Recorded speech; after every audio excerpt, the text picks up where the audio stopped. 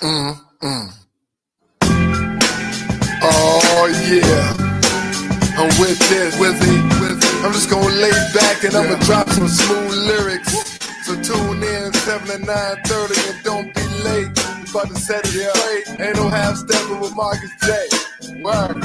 I'm ready, let's go. Ain't no half stepping, that's the name of the show. Yeah, Marcus J hosting and we ready to go. Yeah, Hunters talk sprinkle with a dash of humor to the legacy listeners and the online viewers. What you wanna talk about, call it, we're hearing you. Cover all topics, touch on the main issues. With the flow in this show, bring the heat. The word on the street, Wizard Earl on the beat. We superb in the D, legacy online. 7 to 9:30, please be on time. Ain't no half stepper with Marcus J, my brother. If they can't hang, word to their mother. And he been on this grind for a while. The brother so smart, plus brother got style. From Richmond, we on the mission before force. And listen up, this Marcus Stage start to talk, running back. And he been on this grind for a while. The brother so smart, plus brother got style. From Richmond, we on the mission before force. And listen up, this Marcus Stage start to talk.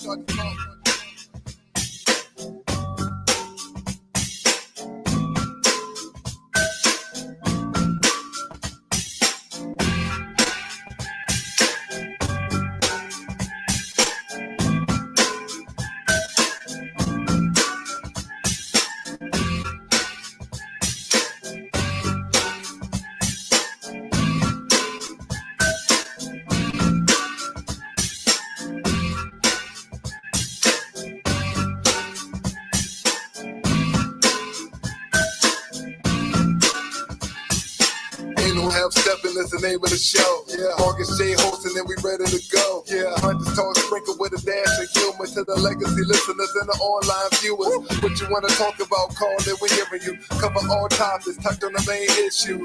With the flow in this show, bring the heat. The word on the street, Wizard Earl on the beat. We superb in the D, legacy online. 7 to 9:30, please be on time. Ain't no half stepper with Marcus J, my brother. If they can't hang, word to their mother. And he been on this grind for a while. The brother so smart, plus brother got style. From Richmond, we on the mission before force. And listen up, this Marcus Stage start to talk.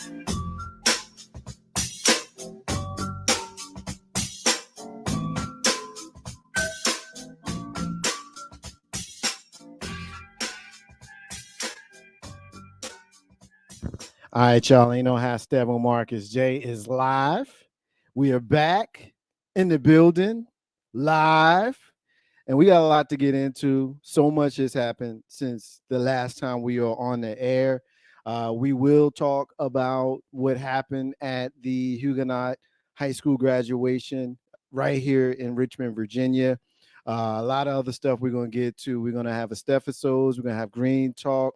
I'll have a word or two about a thing or two. So we're excited to be back. It's the flagship show of Legacy Internet Radio. It is called Ain't No Half Steppin' with Marcus J. We're back. We're live. We're right now.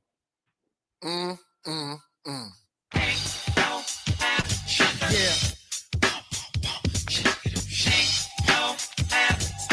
It's about that time. It's about that time to get. Yeah.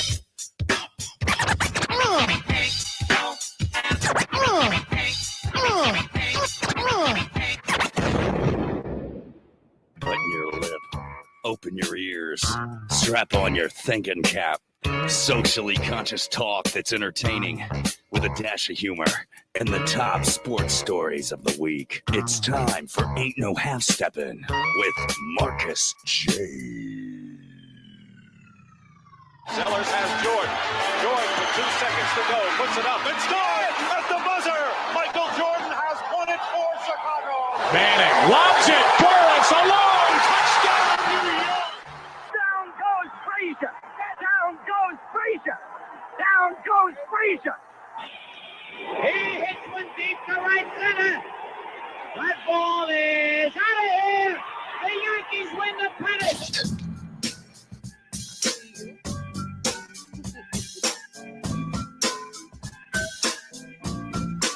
Ain't No Half Steppin' with Marcus J is live. We are in the building. Be down with us tonight. We appreciate you if you are.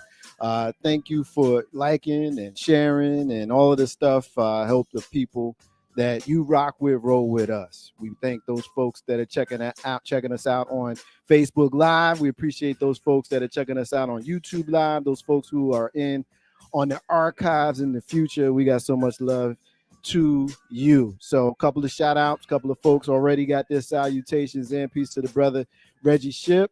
Says, what's up, bro? Checking in from Florida. I salute you for all that you have done as a brother with the show that has so much substance. Thank you, brother. My brother Albert Tyler is checking us out. He says, finally can catch us live, bro. I appreciate you, man. So motive be, my brother. I appreciate it. So let's get the usual suspects introduced. All right. So of course you hear our brother join us on the show. He's my co-host on the show. He's my brother. He's my friend. I always like to try to have a little fun with him right here. So I'm going to just go ahead and not do that and say, no, I can't do it. John Gray. What's up, John? Peace to you, brother.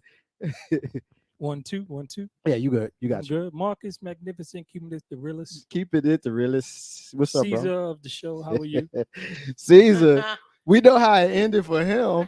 No, that was just one. That was just one. That was just one Caesar. Plenty of Caesars have. Okay, I got you, brother. Yeah, listen, there was because we know because we know Shakespeare because we cultured.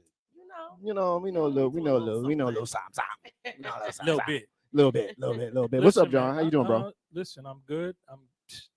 I'm great. There's a new statistic for y'all. Yeah. If you are a person, right, who earns $30,000 annually, you're in the top 3% of the world. I've heard that. I don't remember where I heard that. The world. I don't know where I heard that, but I have heard that. It shows how much poverty exists in the world. In the world. No, it show no. What actually does show you is how wasteful we are as a nation.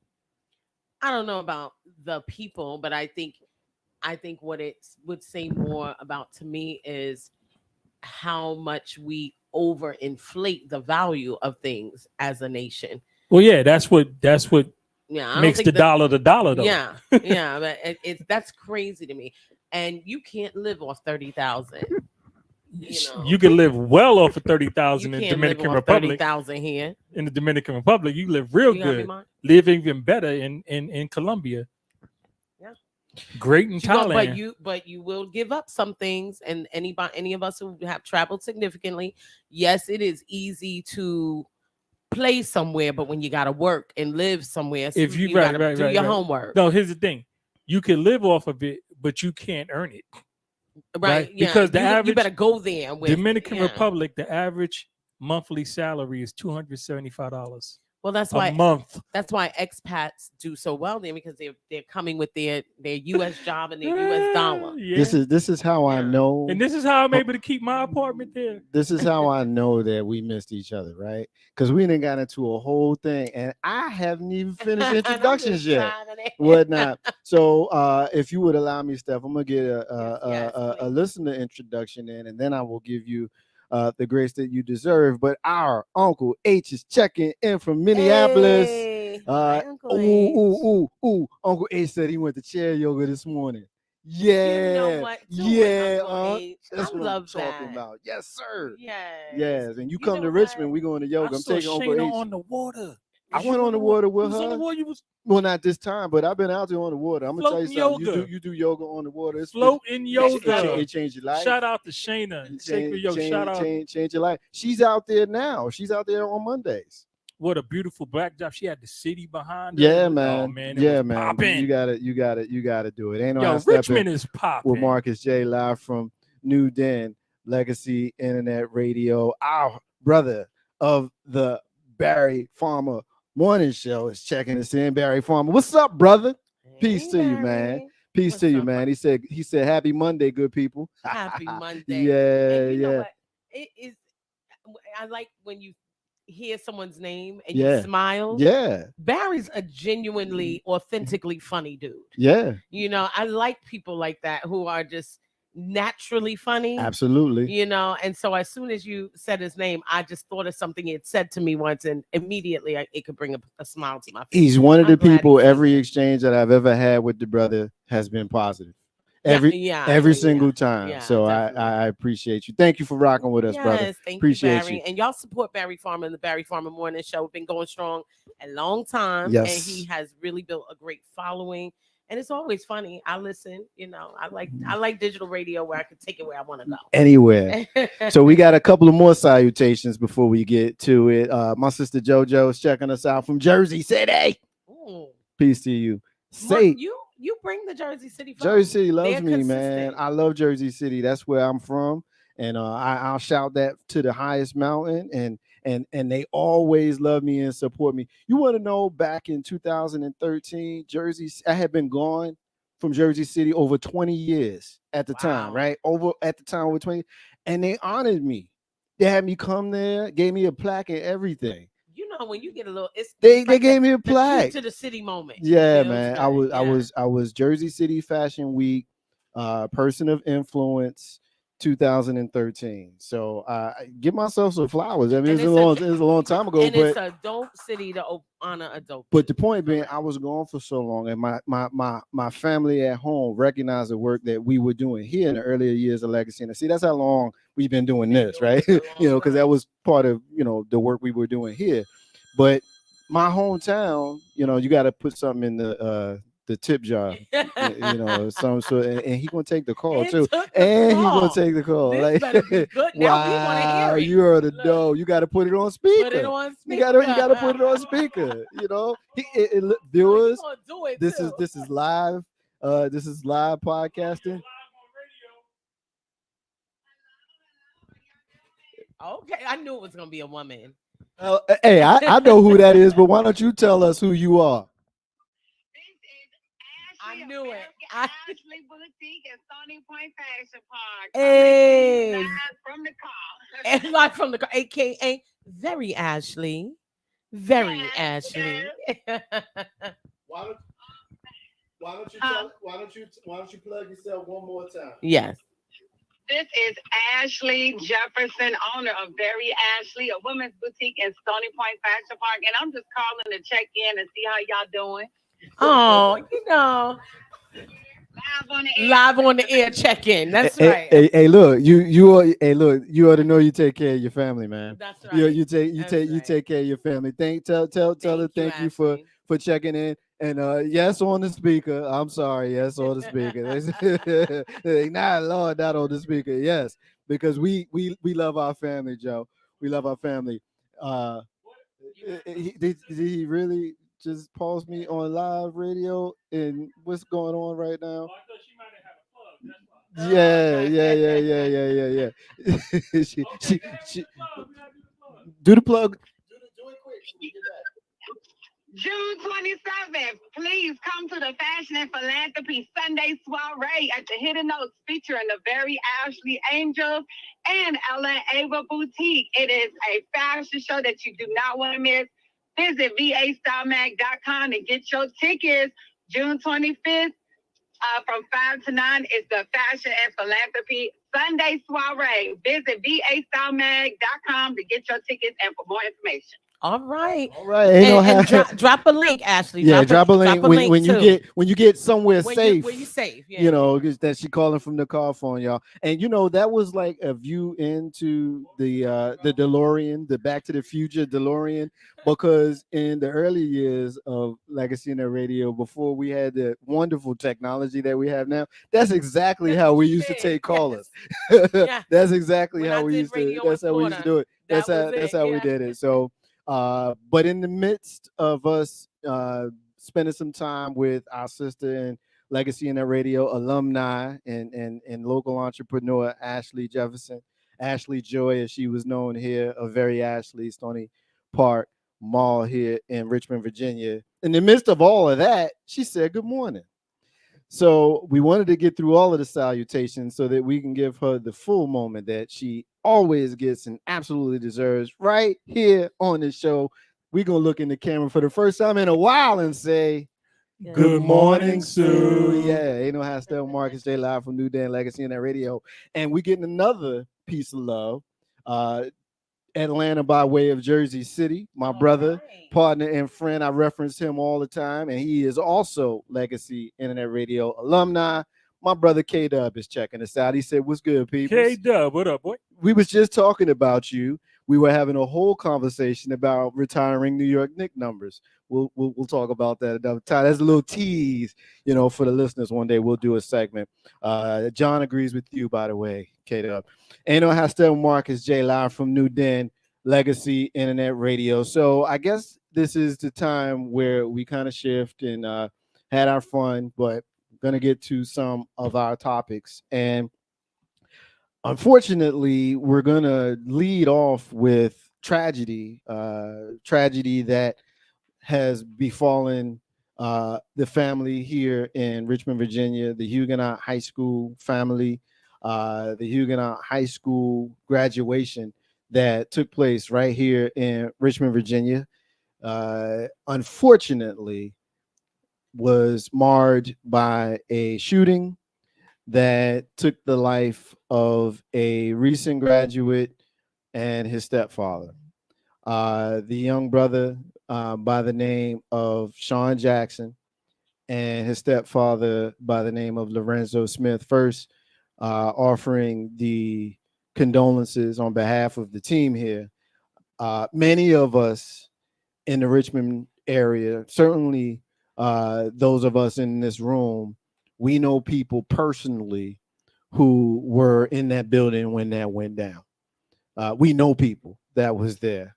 And I can't even imagine the fear that must have taken over those folks while that was going on. Monroe Park, right there. Legacy in that radio has fed the homeless in that park. Legacy in that radio has given things to all kinds of events and things of that sort in that park. We've all been there. I saw a new addition in the Altria Theater. Like, this is our town. Yeah. Right? I saw the first thing I saw was I hadn't fully moved here yet, and I saw Kevin Hart. I've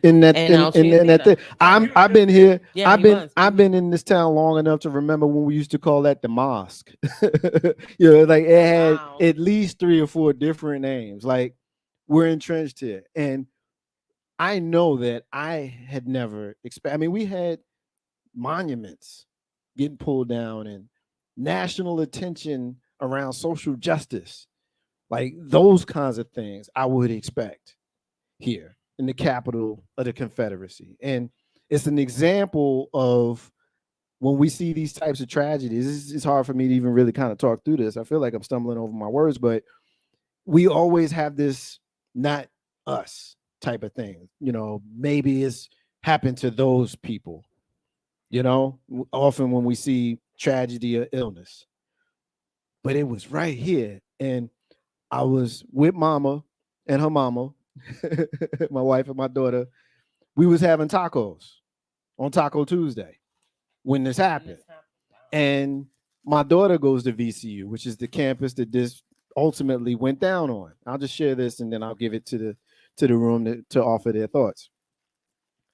And with all due respect to Virginia Commonwealth University, who's getting a whole lot of money from me right now, they have a lot of crime alerts. Yeah. So we are used to getting crime alerts, But when we got crime alert about a shooting, we saw it. We was like, oh, damn. And we kept it moving even with that until I opened up and saw social media. And I was like, wow, it happened here. It happened here.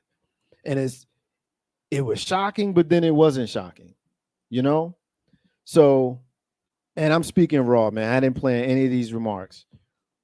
This is the first time that I've really even spoken about this because it's so surreal. When I saw the mom on last night, Steph, I want you to speak next. On the television as they had the vigil. I missed that. What did mom say? amongst other things, she said, I lost my baby and my husband. She said, like, I lost my baby and my husband. Like, yo, like we all watching the news, right? We all see, 2 people lost their lives, 5 people injured, many, many more may have been, or perhaps, the shooter's been captured. Like we hear all of that. And we can desensitize ourselves from it while feeling like, wow, that's bad. But then when you see this mom and you hear her say them words and you hear her say how numb she is, come on, man. She lost her baby and her husband. Like I just like with me, I had a wife and a daughter. I go home tonight and they both gone. Both of them, they gone. They're not coming back. Neither one of them. It's just so enormously tragic when I think about how it's hard to put value on someone's life when you don't have value on your own. And that's the only way, in my estimation, someone could take a weapon and aim it at people while hitting your target while also shooting indiscriminately, which is how the others were injured by the gunfire. So I don't know. I don't know. So the legal, our sister Tamika Robinson is checking in. She says, peace to my sis and my brothers. Peace to you. Our legal, I love to hear you get in on this one and share whatever comment you have. Steph, you got the con. I'm so almost uncomfortable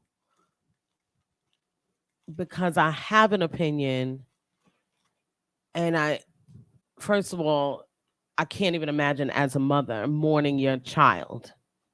Just can't even imagine it. The significance of that. There's no way to prepare. It's no way to prepare for it. And then to also lose your partner, your mate at the same time. And then, of course, the politicians coming out, and you got, Winsome Sears, the lieutenant governor, getting ahead of her skis on her comments and things like that. But I happened to be online when this all happened, a day later online, and I was speaking to someone who, depending on what your algorithm, what you follow on Twitter, that's what you see, right? And so I see a lot of politics and things like that. I don't see a lot of this happened in Petersburg or RVA or whatever. I see a lot of babies and dogs. Babies and dogs. Yeah, I see. And yoga poses. I see politics and a lot of girly stuff is what's on mine.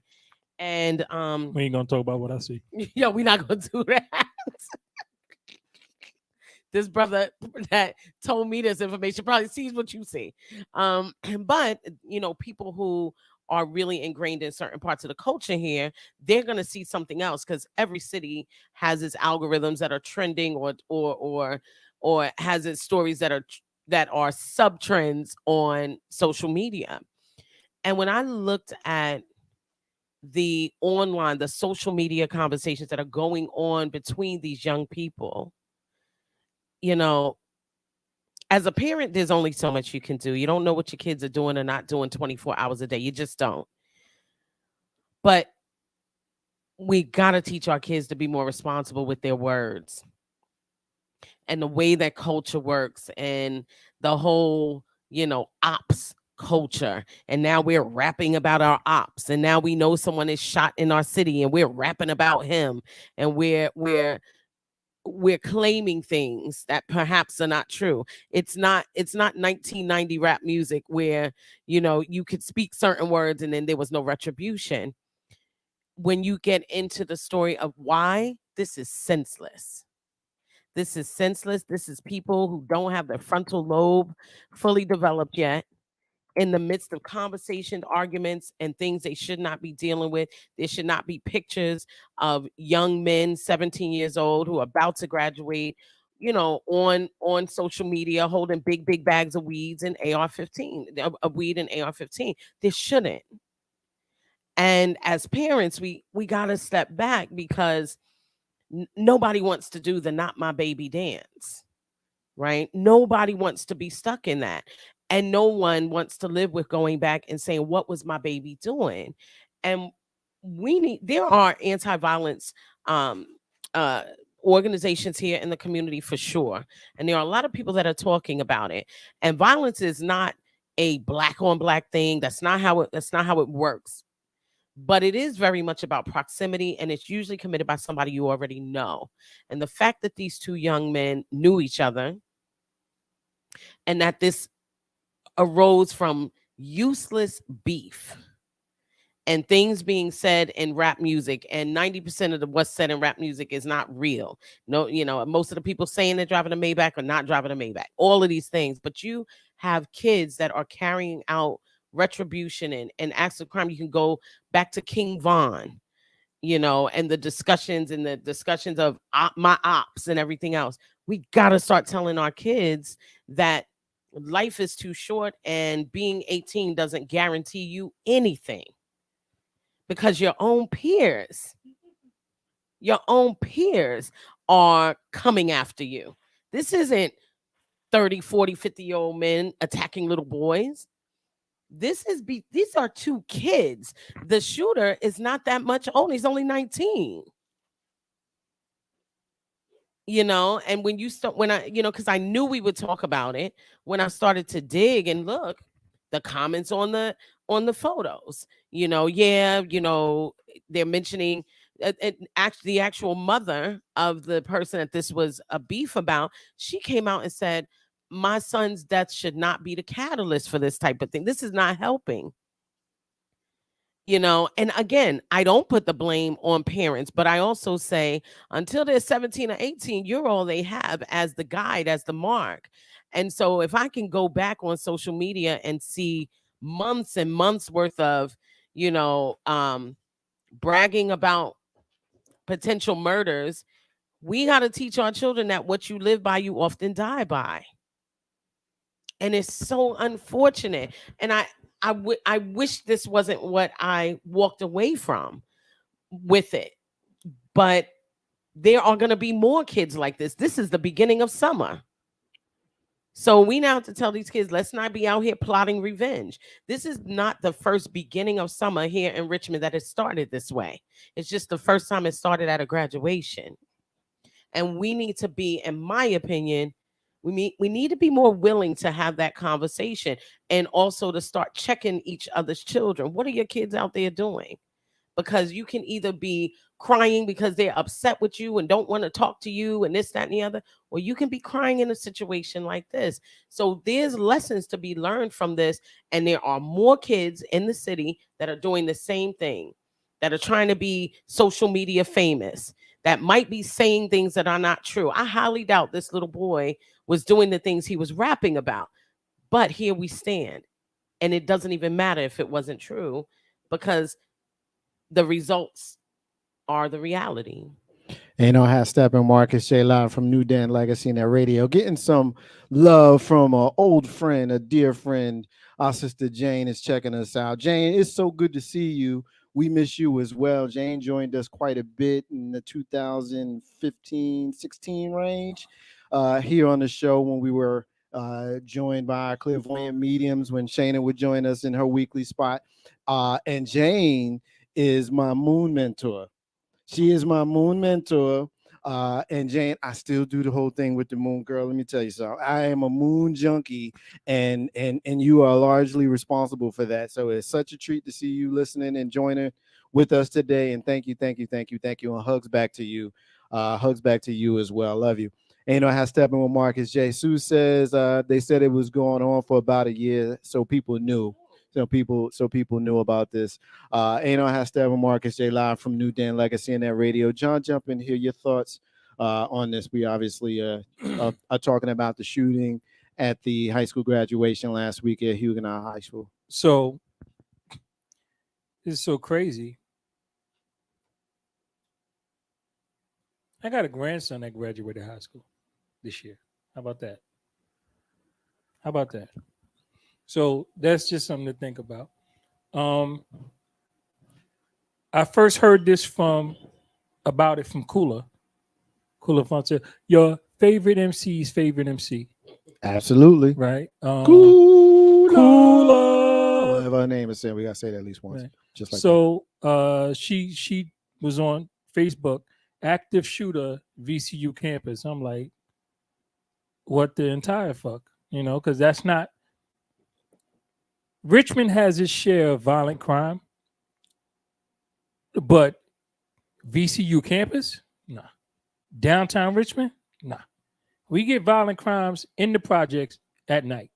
That's kind of where, right? That's kind of where it happens because it's usually somebody who knows somebody that got a beef for that. Broad daylight in the middle.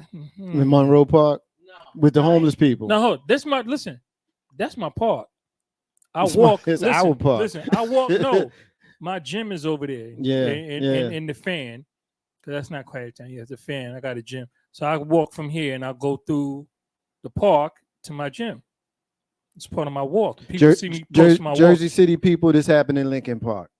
Right. Jersey City people. So, yeah. Right. Yeah. So, and the fact that when I first saw it, and VCU was having a graduation that day too in one of its schools.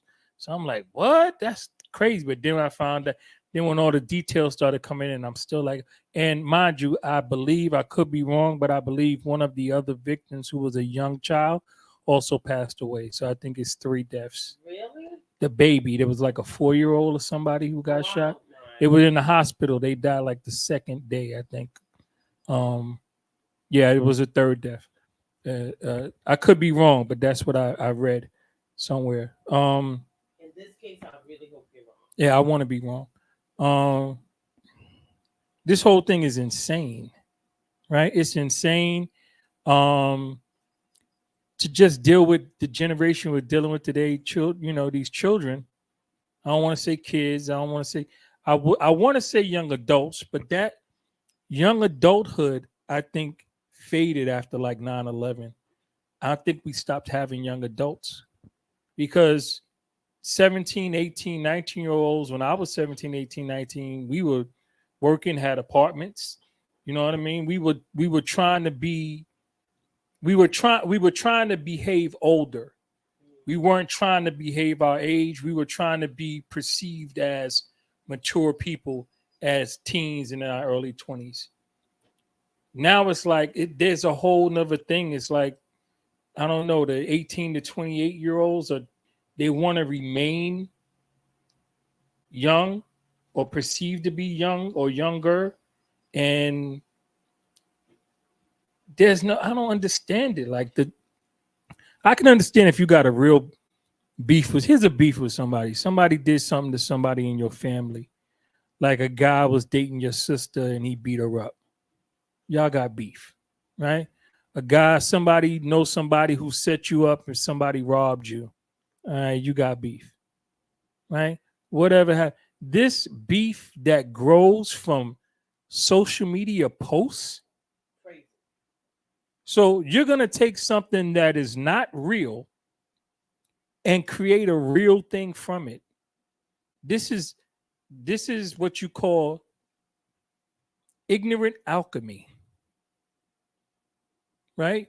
You're changing in this lead-based, unvaluable situation for a solid goal situation, a life. What is now, let's not forget about. Remember those who died, but now this man who committed the murders, his life is over.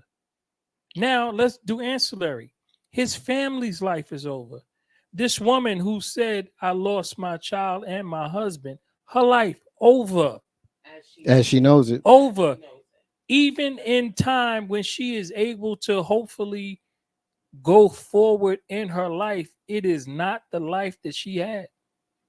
Hopefully she can find a new life valuable and to continue to live and prosper.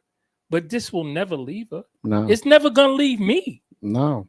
I don't know these people, but this is something that will never, ever leave me. That this happened. And these people, as we speak, we're hearing gunshots. As we speak. No, that might not have been gunshots. That was gunshots. We all from the hood, bro. We know what it sounds like. No, but I'm gonna tell. Let me tell. Hold on. No. Let me tell you. Yeah. No, but let me don't tell explain it. You're gonna explain it the way I let you No, get that. but But I know what we know what we heard. Our listen. We know what we Our heard. proximity to the highway. Okay, let him get it so we can move on. Semi-air brakes when they break down, but it's let him get usually it so much we louder. can let him get it so we can move on. But we know what we heard. Okay. Do me a favor, people. If y'all don't know, go look at semi trucks air brakes breaking down. So, okay. I was talking. You got it. Go ahead, pick up your point, bro. Anyway, my point is, I forgot. It's gonna stay with you. This thing, and it's not. This thing is gonna live with me. And Look at your sister. These young folks. I don't know what we're gonna do, because I don't know if there's any reaching them. I don't know if there's any changing them. And these are the people who are having the children to come. So what pray tell are they going to teach? And Jane asked the perfect question for this moment in the conversation. Jane asked the perfect question for this moment in the conversation. Why do kids so much value on the opinions of social media? I mean, that's the money shot, and that's the money shot. Listen, it's their God. The same reason why people praise whatever God they praise. Social media is the God of these young people. Yeah. And the way people will shout you down, yell at you, and spend their money at a church or masjid or wherever they want to go with it, these young people feel that way about the internet. This their God, and this is their reality, and they will sacrifice others in themselves to satisfy their God. And let's be real, because we all can refer back to our own generations and people having a feeling about the young people of that time, right? And clout just came across different. Now, Migos and Cardi B, I'll do anything for clout, right? You do anything for clout. They're doing anything for clout, but what the problem is that because so many people have access to it, right? So beef back in the day stayed on the block a lot of times because that would be the only people who knew, unless it was your crew that you were telling. And you could watch how it would become one of those things where it's like, okay, it's two fractions or it's two individuals and their boys or whatever. Now you've embarrassed me in front of millions. You have to remember these kids are cultivating followings and they've mastered it. It's unfortunate that it's being used in the way it is, but they've mastered cultivating a following. And part of cultivating the following will go back as far as 6ix9ine when he first came out and his stupid antics and drawing an audience and being able to sell independent albums and so on and so forth. And then you get into it here. You can see it behind the drill scene in New York. You can see it with the music in Chicago. Once social media becomes the element, too many people saw you embarrass me. Too many people saw what you said. They value the opinions of it. And as Jane referenced, like, why do they value it so much? Because it's where they draw their social clout. A few years back, I don't know if either of you remember this, but there was a social media platform that came and it died really quickly. Can't remember it might have been called Clout.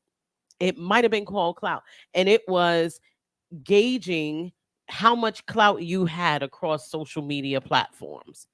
And when that platform died, I thought it was one of the best things that could happen, because it literally was assigning a number to the algorithm of your life and telling you, okay, well, you're a 20 and you're a 35 and he's a 52 and so on and so forth. And you began to see what people are doing to amass a following. Unfortunate thing is the kids are doing it for one thing. You have adults doing it for another. You have people bearing everything, not just their souls, on social media for a little bit of clout. And because it goes so far and now it's monetized, this is only going to get worse. So my question to that general statement is, where did these people come from who think so little of themselves? I cannot imagine a group of any size of anything making me feel any kind of way about myself. And see, I Jane just asked can't imagine that. asked a question that fits right there. Jane, you're right Yeah. on it with us today. Good question. Where did we fail our kids? Are we as adults too lacking in our involvement, lack of Absolutely. self-esteem? Let's go around with this because we're running out of time on this topic. So let's do some quick hits and address that. John, you got the mic. I'll Stay say in it. this: my children, the ones who I can speak for, and that's the only ones I can speak for. I could not possibly see them falling victim to anything said about them online ever, because they have, I believe, what I was able to give them is the highest level of self-esteem that a human could have without being narcissistic, or arrogantly, whatever, just or arrogant, What's your thoughts on the topic, sir? To answer Jane's question, absolutely. Absolutely, we are failing our children. And I believe that there's also another thing, we're failing one another communally, because accountability can stop condolences. It's just that simple. So now, we're all sitting here, and again, even here, I have to preface it with I feel so bad, and because I literally do. I wouldn't wish this on anyone. But I also think that within ourselves, we have to dig deep and step back and say, what allowed my child to be involved in this type of behavior for a year? And likely I knew it. I know something. Children, when you think about teens, they don't hide things well. They're bad liars because they don't have an intention to really lie. They just don't want to disclose, but they don't feel the same level. And this is why that frontal lobe development is so significant. You will see school shooters of a certain age go to court and look absolutely shocked that they are about to reap the results of their actions, the consequences of their actions. Yeah. We have stopped holding kids accountable. We are not willing to hear other adults tell us about our children and their behavior. We have parents who will go up to the school and fight for a child's reputation when the child is wrong. Yeah. There are so many things. We haven't just failed by letting social media raise them. We have failed by not allowing the village to assist and taking it personally. When your child's out there doing wrong and somebody else tells you, that the only thing you should take personally is your reaction with your child. You should thank that other person. Most people are not going to come to you about your child with ill intent. They just don't, especially in today's mind your own business society. And we don't want to hold one another accountable. But here's another sad part. If they are willing to shoot one another, they are willing to shoot the elders in the community. They're clearly willing to hurt others. There was an infant and a child hurt in this process. So then I say, while you're online arguing about your ops and this, that, and the other, you also are putting the community in the crossfire. So how long do I have to sit with condolences and not think about the relief that there's not another person that 19-year-old sitting in jail is going to hurt, because it wasn't going to stop there. No, absolutely not. And how Steppin Marcus J live from NewDen Legacy Internet Radio. Before I get my final comment, let me get a couple of comments in from our family in social media, and then let us move on to Steph episodes after that. Let's see. Big bro, Tony Brewer is checking us out. Peace to you, brother. Thank you for rocking with us. Big bro Tony says we need more community policing. I absolutely love Yes. that. Love that. Our brother Albert says I agree with the village comment. Bless you as well, brother Tony. Bless you as well. Our sister Jane says my parents made us accountable for our behavior, good or bad. We had to respect our elders, teachers, and neighbors. This gonna sound cold-blooded, and I don't mean it to sound that way, but I have often said, mostly in jest, everybody born after January 1st, 1980 needs to be checked for sanity, and certainly anybody born after January, I'm side eyeing. Now that's all in jest, but what the point I mean when I say that is us Gen Xers I'm was not jesting. really the last generation of people who were like our parents in the sense that there was a certain level of respect that was inherent in us. I remember living in a neighborhood where the lady down the street did, in fact, snitch on me and Stephanie for lighting fires and Pops with my ass. I fell back into that. I just had a flashback, but it's an example of how the neighborhood, and I shouldn't use the word snitch, even though she snitched on me, but she let my father know that I was doing things that I had no business doing in the neighborhood that could be detrimental to myself, my friend Stephanie, rest in peace, Lord, do I miss you, and anybody else. So yeah, my father needed to know, which keeps me in line with the comment that I did want to make as I close this piece of this piece of the show here. I have conversations with my own mother now about the things that I never told her when we was coming up. I talked to her today, and I shared things with her today that I had never shared with her, mostly from adulthood. But the point I'm making is I've told her some stuff that she didn't know when we was kids. So your kids ain't gonna tell you everything, no matter how good you think your relationship is with your child. It's great for those of you who think it's great. Fine, fair enough. John, Steph, yours truly, y'all know how I feel about mama. But I'm under no illusions. I know she don't tell me everything. I know she tells her mother more than she tells me, but she don't tell her mother everything. Why? Because that's nature. That's inherent with the child and parent relationship. However, I think it is very important as a parent that we set a certain kind of example for our children for what we deem acceptable for ourselves, because our children going to follow what we do. So if we're doing things that are morally ambiguous, then our children may not have the power of discernment to be able to determine that ambiguity. So we need to be mindful of that. They're watching us. They're watching everything we do. So we should be thoughtful with regards to that. John, make a real quick comment, then we're gonna shift. My comment is going to be a question, and if we like it, let's do it next week. Should parents be held responsible for the actions of their children? It's a good one.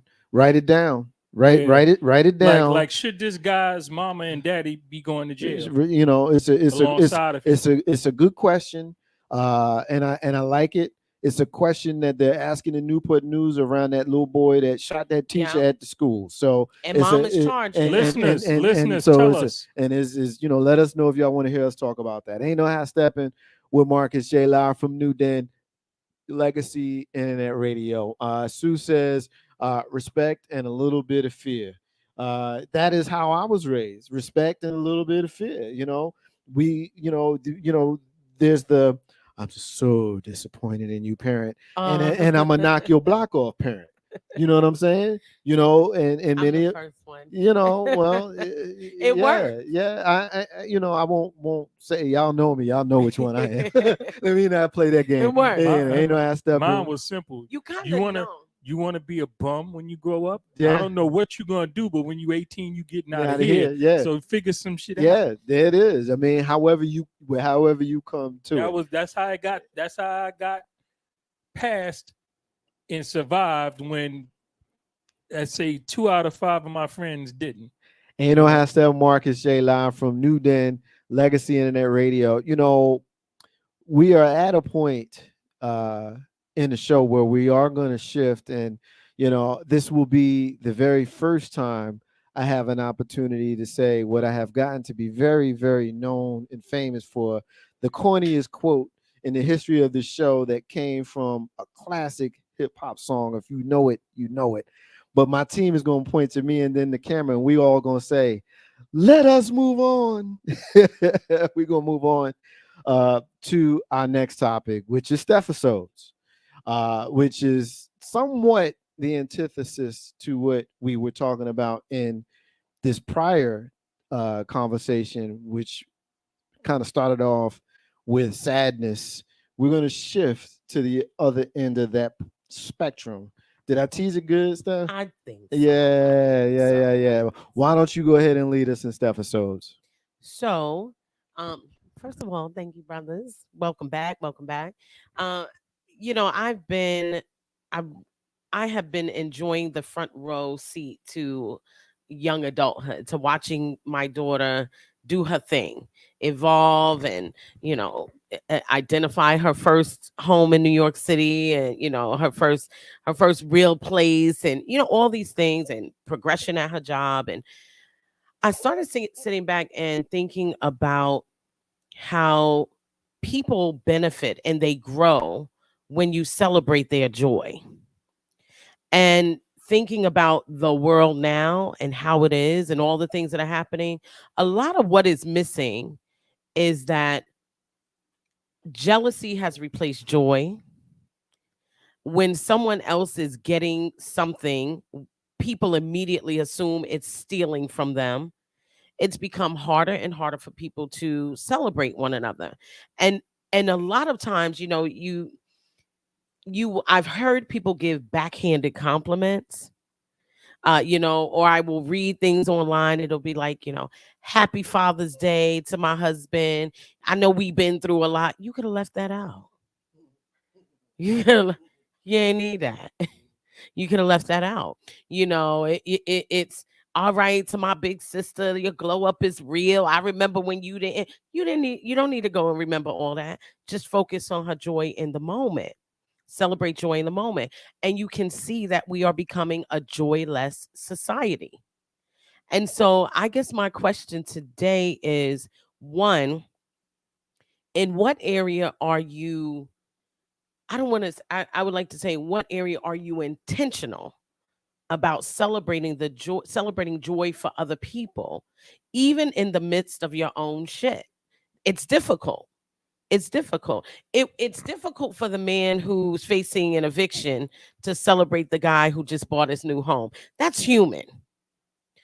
But there is a natural, organic, scientific process that occurs when you learn how to focus on other people and their joy. I think in my coaching practices, one of the things that makes me most happy is I get to watch people develop and hit new levels, and meet joy and live in a space. I have some clients where I'm like, wow, they are not competing with anybody else but themselves. They are so focused on their own come up. They can't be mad about yours. They recognize that you coming up is not stealing anything from them. And so that is the thing, is where are you intentionally celebrating others and identifying their joy? And are you able to do it even if you're not living at your utmost? Because we truly are watching a development of a more joyless society. These kids should not be so unhappy that they are killing one another, stealing joy on graduation day, robbing parents of each other. It shouldn't be that we listened and we allowed these kids to King Von to rap for years about being the demon spawn and killing people and dropping the names and talking about how he shot them. There's no joy in that. And he ended up dead. A joyless society is the death of the people. And so even if you're not, there yourself, being able to celebrate it for someone else. I mean, every day last week that my daughter called, and it could have not been her. Anyone who knows me knows I am a black girl's black girl. I'm going to celebrate everything. You should not be afraid to pick up the phone and tell me your good news. You can tell me your husband was a jerk on Monday, and Wednesday you can tell me about the beautiful flowers he bought you, and I'm going to celebrate it. Because I don't get pleasure in a world that lacks joy. So I'm challenging people to question yourself. When was the last time you were intentionally focused on celebrating the joy of other people? Are you doing it consistently, or are you a part of the environment that is robbing us the collective of joy. I'm gonna let John answer first, but I want to get some love in from Legacy Internet Radio alumni, and let me just say that our alumni always supports our show. They listen. I feel like every single week I'm shouting at least one or two of them out, Yeah, and absolutely. it's been more than that tonight. And so whenever I see Twilight After Dark represented, I always thankful for the entire roster of folks that were a part of that show, most especially Kilolo, Bella, and the brother that's checking in, the coach. He refers to me as El Capitan. He says he's rocking with us. Our brother Sean is the voice of Richmond sports here, and is soon to be Virginia and beyond. I'm so supportive of you, brother. I'm so proud of you, brother, and keep on doing all of the great things that you're doing, man. Because it's gonna come a time where we're gonna see you announcing, almost like Howard Finkel and Madison Man. Square Garden. But let a brother get them tickets. And you know how Right. Steppin I with don't even Marcus need box J. seat. Just Live hook from, me I just up. want to be in the building, live from NewDen Legacy Net Radio. So John, you speak first on the question that was asked, which was about when was the last time that you celebrated someone else's joy. You obviously intentionally, obviously go where you choose.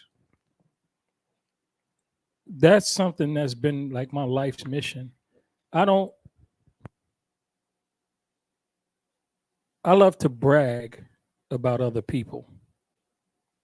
I don't really like to brag about me. When I talk to other people about people, like I talk about Marcus and how he created this platform.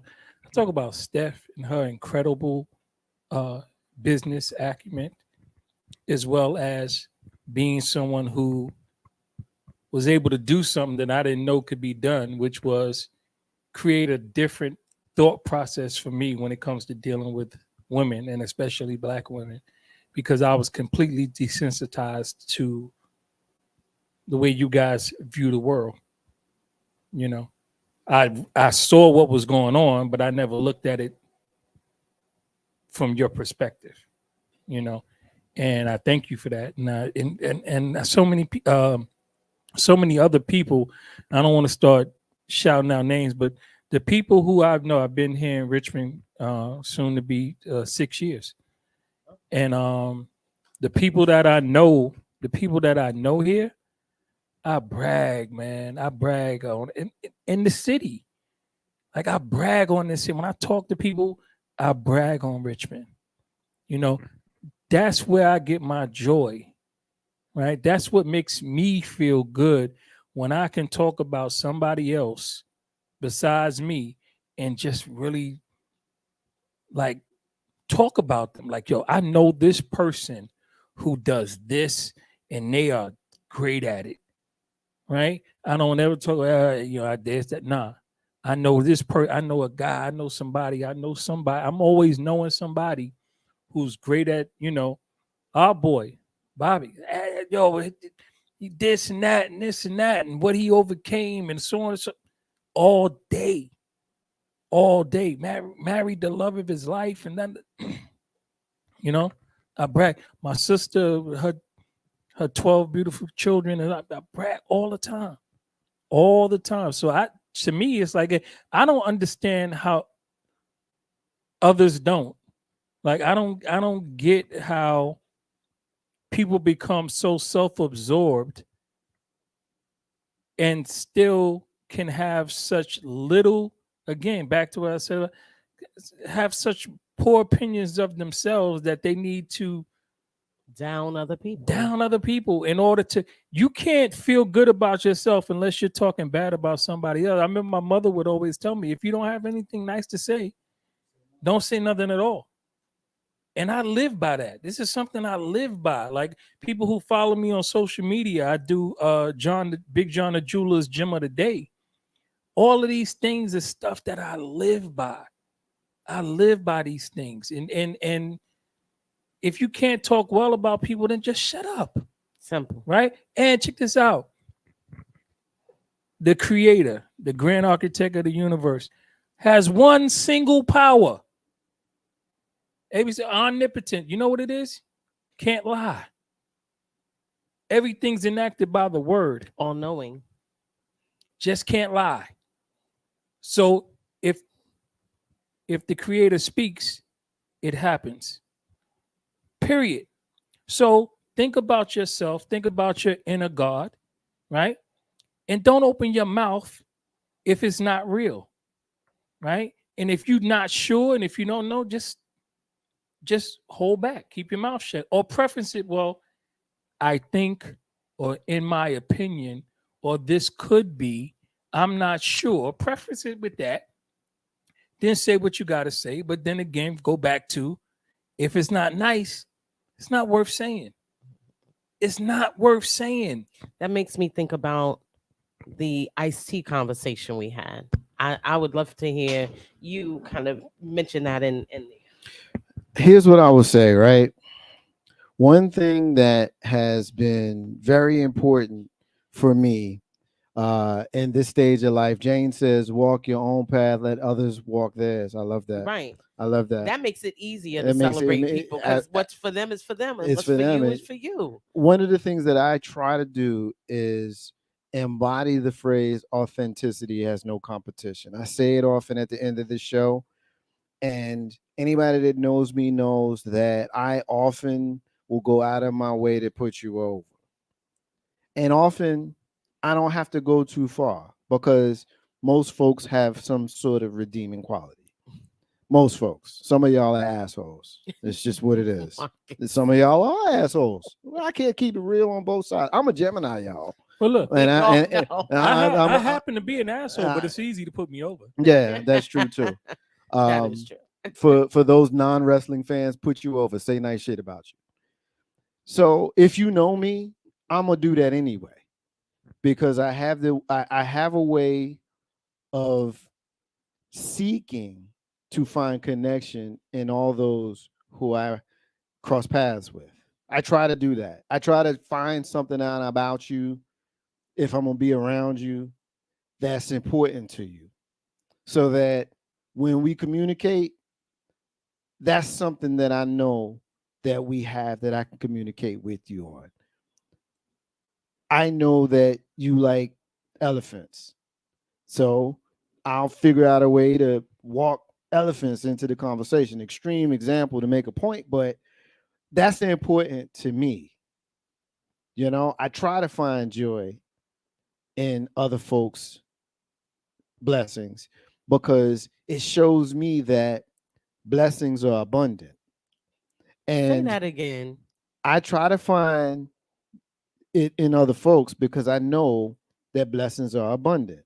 And while you're getting yours now, Jane Gemini strong, and while you're having yours now, I'm gonna have mine in due time. And I know that. I didn't say I believe that because I know that, right? And it's important. That's how I have to live my life.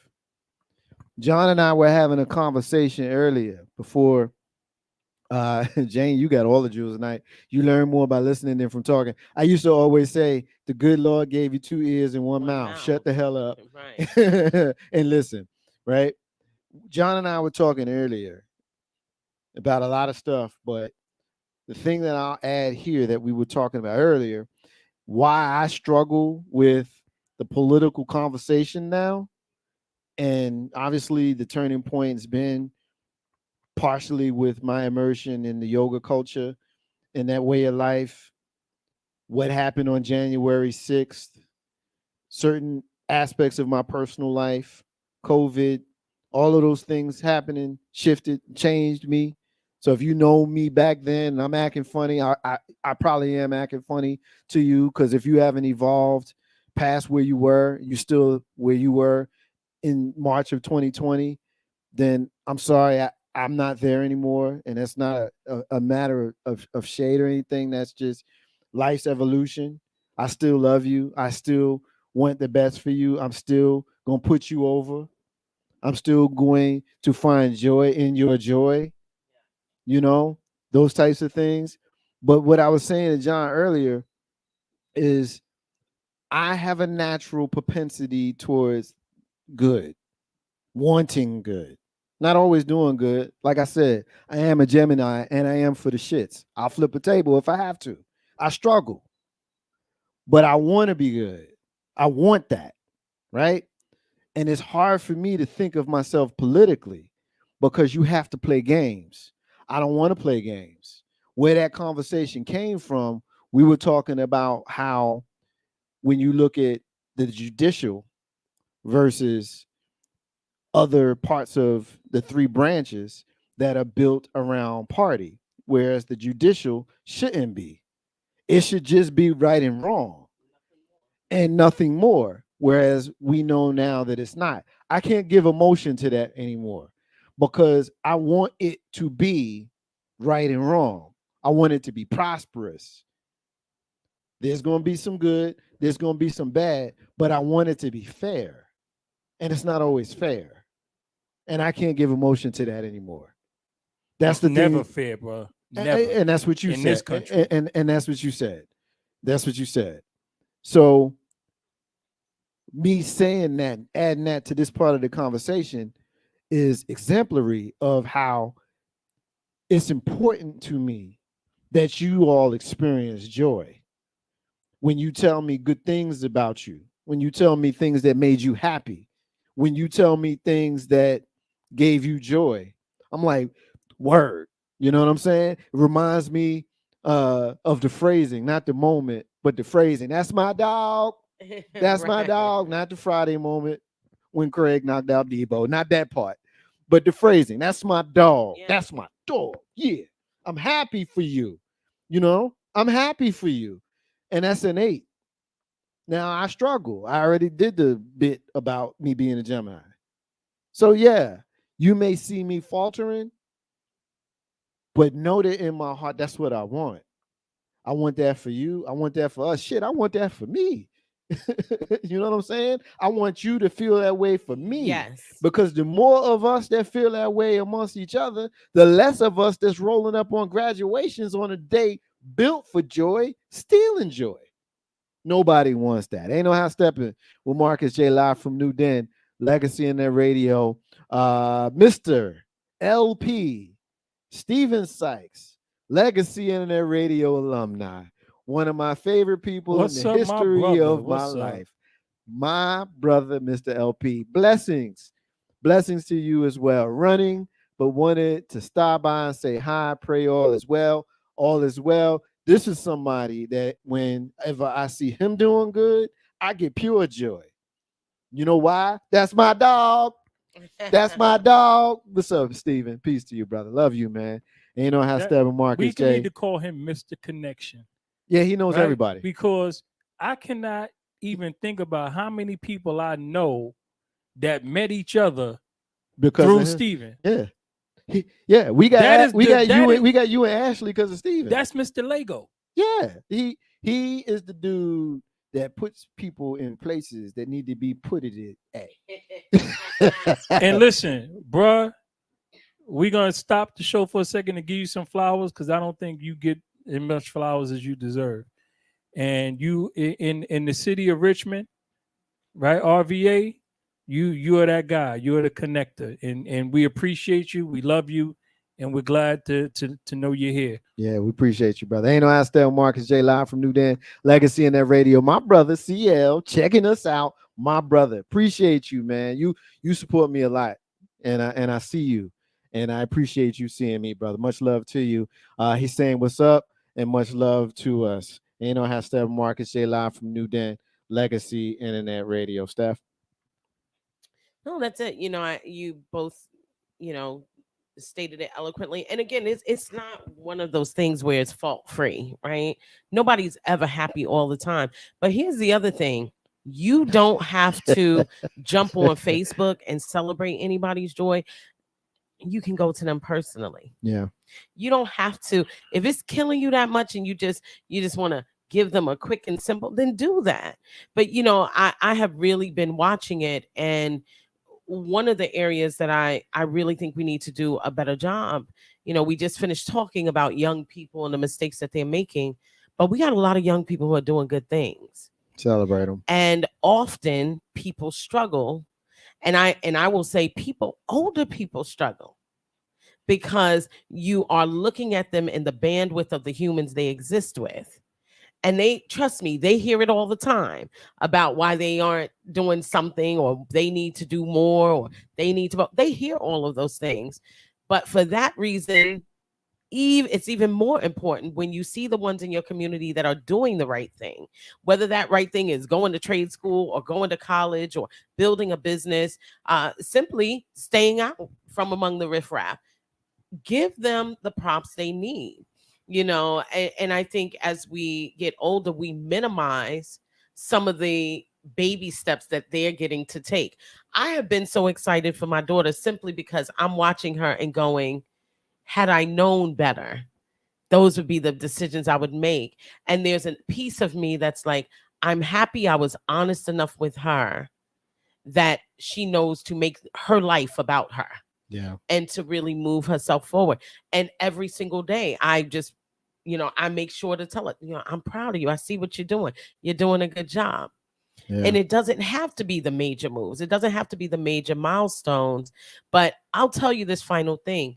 The amount of uplift that you put beneath the sails of your own life when you are joyous for others is unbelievable. Because what happens when you cannot celebrate someone's joy, and I'll tell you, not celebrating someone's joy or someone's success, not being joyful for other people is conscious. Yeah. You are making a decision. And the minute you make that decision, you're also choosing what you're going to be focusing on, because the universe is not going to allow that to leave your frontal lobe. It's going to sit in the forefront of your mind. That joy you've been trying to avoid, that thing you've been trying to avoid about giving someone props or giving them love, it's going to sit in the front of your mind. And that is the punishment you sat on yourself when you decided intentionally, okay, so what? She sold another house. I ain't saying nothing to her. Yeah. Guess what? That's going to be in your head all day. Yeah. Yeah. Give people their props. Give them their props. Give them some love. The joy you share will be the joy you experience. Ain't no how Steppin with Marcus Shay live from NewDen Legacy Internet Radio. So let's see. Jane says the more you give, the more you receive. CO says the problem is that we cannot escape our programming. Once we can reprogram our youth and ourselves, everything will fall into place. That's facts. Ain't no how Steppin Marcus Shay live from NewDen Legacy Internet Radio. We're going to shift everything that we've talked about thus far is on the table, but we are going to shift. We're going to shift ourselves into green talk. Green talk. We're going to talk about the impact of social media money on the U.S. economy, which is kind of part and parcel to what we've been talking about with regards to social media. John, you, my friend, have the con. I'm going to get into it, but I have one question for Steph. Okay. Because she said something just a second ago.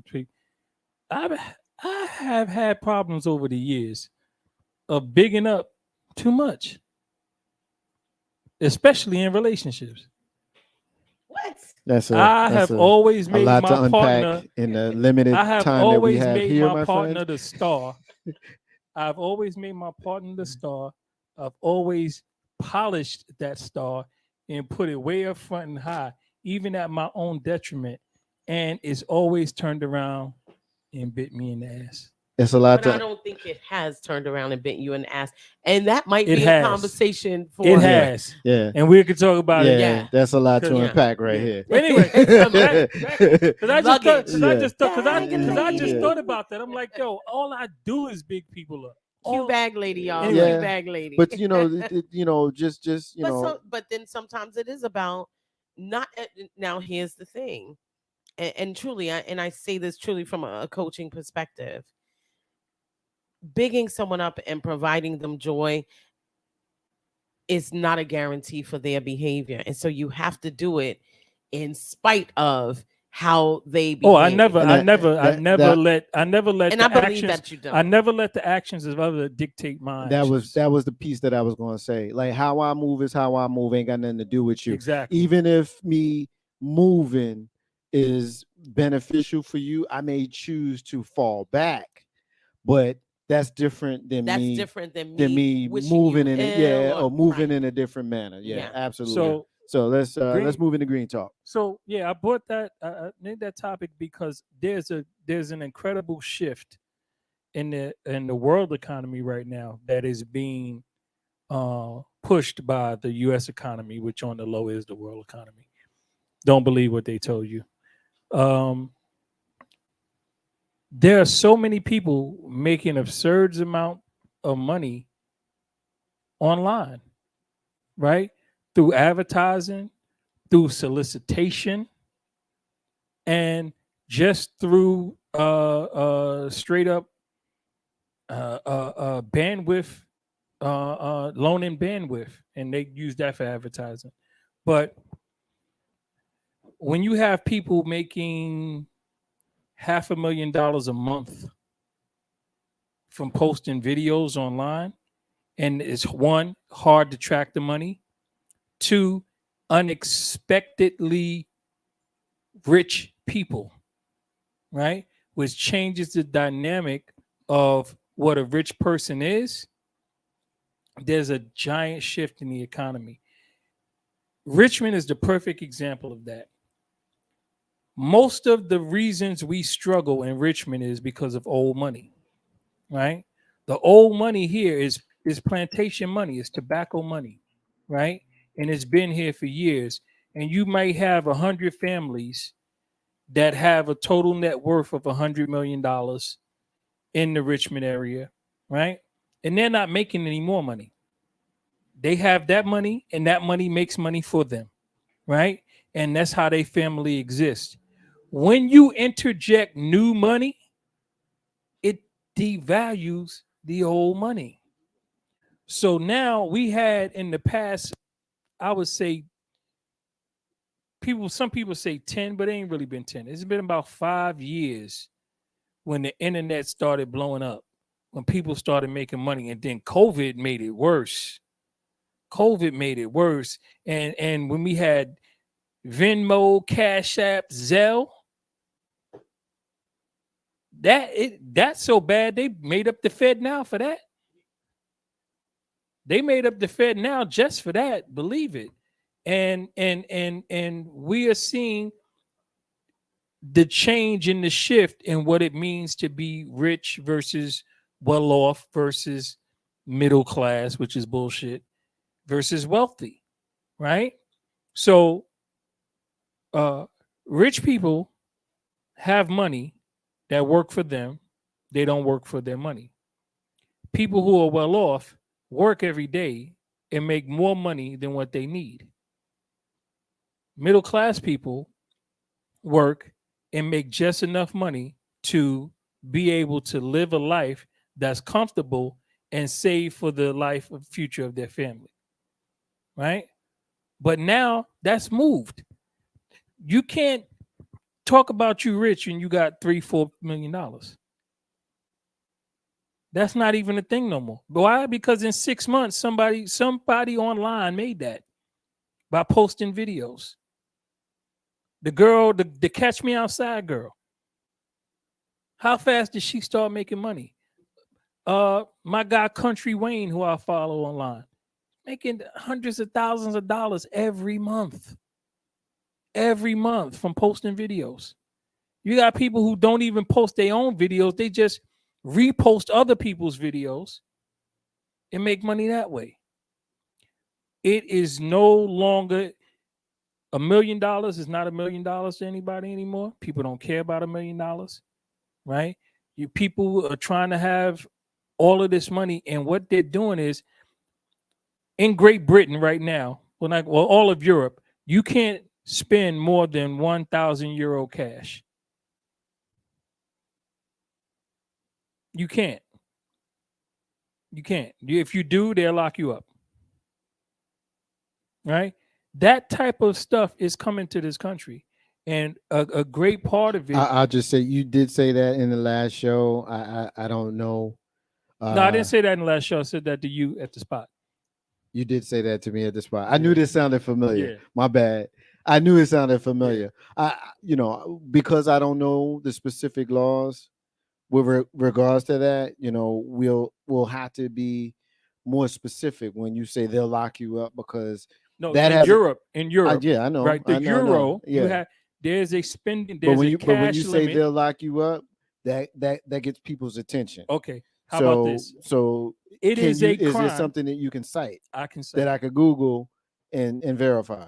just put €1,000 cash spending limit, and you'll get it. It is illegal in Europe to spend more than €1,000 cash. If you do, you are subject to arrest and incarceration. Period. That will be coming this way soon, right? The Fed You're now, saying there's going to be a limitation on how much USD can be spent yes, per person. yes, no, per item, not even person, per transaction. You will be limited to 1,000. That's coming soon. I see an article that says France makes it illegal to pay over €1,000 in cash.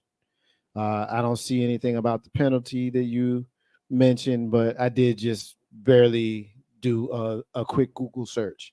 So as far as the part about it being illegal, there's data out here that substantiates that. I'm still looking for where you say they'll lock you up. You're That's how you subject. said it, you're right? subject That's how to you said it? arrest and Say incarceration. it how you said it. They'll lock you up. Say it like that again. They'll lock you up. I'm just picking on you, Listen, man. how about this? I'm I just picking on you, got man. I got one better for you, Just right? picking on I got I got one better for you. What you right? got, man? 80% of U.S. adults cannot read and comprehend above a third grade level. Oh, I've been telling you that. I'm a trained journalist, so you know I know that. So with that said, when I say they'll lock you up, right? CL says that's facts. I looked it up. I'm talking to my audience. Yeah, they'll right? lock you up. They'll lock you up. Yeah, CL says he looked it up. Hold on. Mhm. CL says that's facts. I looked it up. Okay, so he's co-signing. And I'll say this, for those who can read and comprehend above a third grade level, it is now illegal to spend more than €1,000 cash, and if you do so, you're subject to arrest and incarceration. Is that better, Marcus? Depends on the audience, but we got a small audience, so the latter was the better. All right, that's what you say. But my point is, it's not in the question. It's just, I want to know about people listening. How do you guys feel about this with the Fed now coming, where all transactions are going to go through the federal government, and not saying that they're going to control it, but they're going to be the new process of payments, and they're pushing it out there, saying that you can pay your bills now faster and you can get money faster. There's no waiting for holidays or bank transaction open and close. You know how sometimes you pay a bill and the bill don't get paid for 3-4 days. Yeah, that's over. Well, you know what it is, John. The hook is the ease. The hook is the ease. You're gonna make it easier for people to do what they want to do, so that you can do behind the scenes what you want to do to them.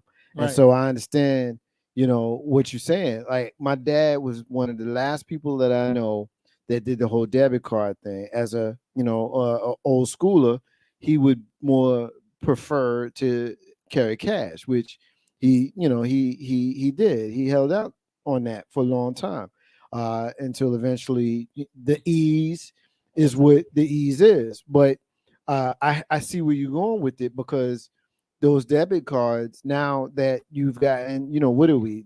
Certainly several generations into the debit card. What are we? 10, 15 years into at least, you using those things. So now you have those of us who are Gen Xers. Remember how I put us over earlier? We do remember going inside the bank and writing a deposit slip and a withdrawal slip and doing all of that. But there are those that are younger than us that are fully grown adults and participating in the United States economy who have never been inside a bank before, ever. So ever. I got one for you. So when I worked almost all of the 80s into the 90s. But in the 80s, we used to get paychecks. I remember getting right? a paycheck. You used to get A paychecks, piece of paper right? that you had to take to the bank. and So you didn't cash. have your money So until check you this could out. get to the bank. So check this out. Here goes the funny thing. It was so Yeah. real that I had to look up a law in New York State that said when you get paid, they have to allot you 40 minutes to go negotiate that instrument in a day's work on payday. So your lunch hour became an hour and 40 minutes to go negotiate that instrument. And the job hated me, but my coworkers loved me for Yeah, I that bet one. they did. You know, but again, that's what I'm saying. The impact on the economy is really changing. I had dinner the other night, lovely dinner with a lovely companion. And anyway, they had a little thing on the table, and I was like, because I'm old school, check please. And the server was like, took the thing and spun it there. Here you go. I was like, yeah, nah, I wanted to pay cash. She was like, you wanted to do what? I said, I wanted to pay cash. She said, you wanted to pay cash. Hold on. She said, hold on. She had to go find somebody Who could take cash? No, who could tell her what to do. Yeah. She's like, okay, I'll take the cash. And then, so check this out.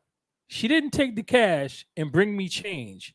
She took the cash and broke it down into smaller bills and brought the bill back. I'm like, what is that? Who the hell told you to do that? She broke the bill down into smaller bills and brought all of it back. She didn't. She just gave you change. Yeah. So how'd you pay your bill? With that I broke it down. She wanted him to get close, I guess. Oh, because she didn't wanna have couldn't to do the count back. math. That's why they got the little thing in Wawa that spits out the change because people Because couldn't people figure can't it out. Yeah. John, what's happening right now? That's my question. The effect of people making money on the internet to the U.S. economy. Steph, what's happening right now? My business. No, guru. I mean, I was just a little quiet because I was reading it. And, it's always interesting when, first of all, the European Commission suggested 10,000 euros. That's why it hasn't been adopted across all of Europe. It was implemented in Spain first and France. and then France and so on. And it's interesting that they all are referencing it as a reaction to terrorism and this and the other. The first thing and that's what I sat here and skimmed through 8 different articles real quick while you guys been talking, and every single one of them referenced that. It is so interesting to me how many things from air travel and everything else have changed on the basis of that one off of these one-off incidences. It's, we're doing this for terrorism. Meanwhile, we have huge swings of emotion of racist terrorism, systemic terrorism right here in the US. You're not making any major changes off of it. It's just an easy way for people to do it. Now, I will say this. I saw these limitations coming. I knew that Cash App, Zelle, not so much Zelle, but Cash App, Venmo, and the others would start to have high regulation because any money that the government can't touch, they see as antithetical to their mission. So it's not unusual. What does the government want? Tax revenue, right? For whatever reason they are going to use it, which is never as honest as it really should be, but having everything go through those mechanisms, Cash App and all the other payment methods, Square and what have you, was taking them out of the system. It was doing, I think to hearing older people say, I keep money under my mattress, right? And the first thing someone in banking would say, oh, what if there's a fire? What if there's this? What if there's that? And if you said about the stock market, what if there's a crash? So on and so forth. Or the banking institutions, and we've seen over 45 of them fail over the last 6 months. If we would say, well, what if it crashes? Every dollar you have in there is not guaranteed to be reimbursed to you. And it ain't in there. And it's not in there. It's being used and reused and used and reused again. So it's always, I may not have a problem with why certain things need a limitation and why you say you're putting a cap on it. But what I have a problem with is if that was really the reason, you would regulate the things that you do more tightly, because more money from terrorism flows through regular banking and banks in Switzerland and offshore accounts and The everything Cook else. Islands. Right. And The so Cook Islands. and so yet here they are saying, well, we're going to put these limitations in place, and they always go to terrorism.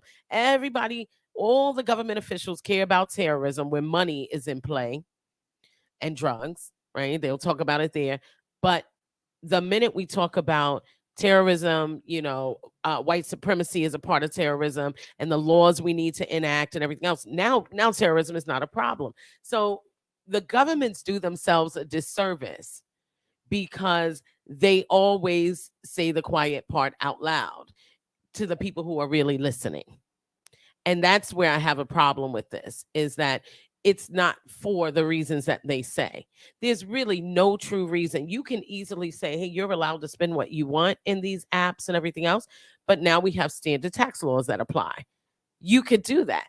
But the limitation, there's an entire other level to putting those limitations on there.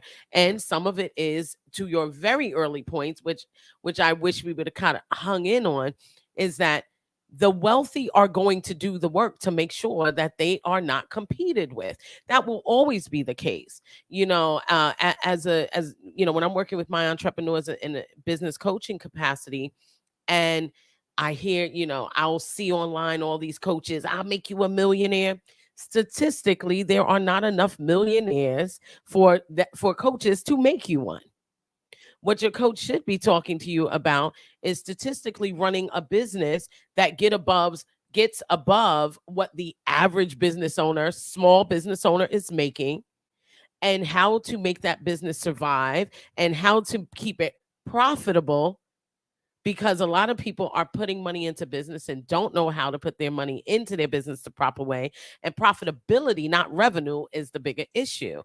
And so I look at all this and I just go, this is all about making sure that there's no equanimity, there's no equity. We want to make sure that we control who has money.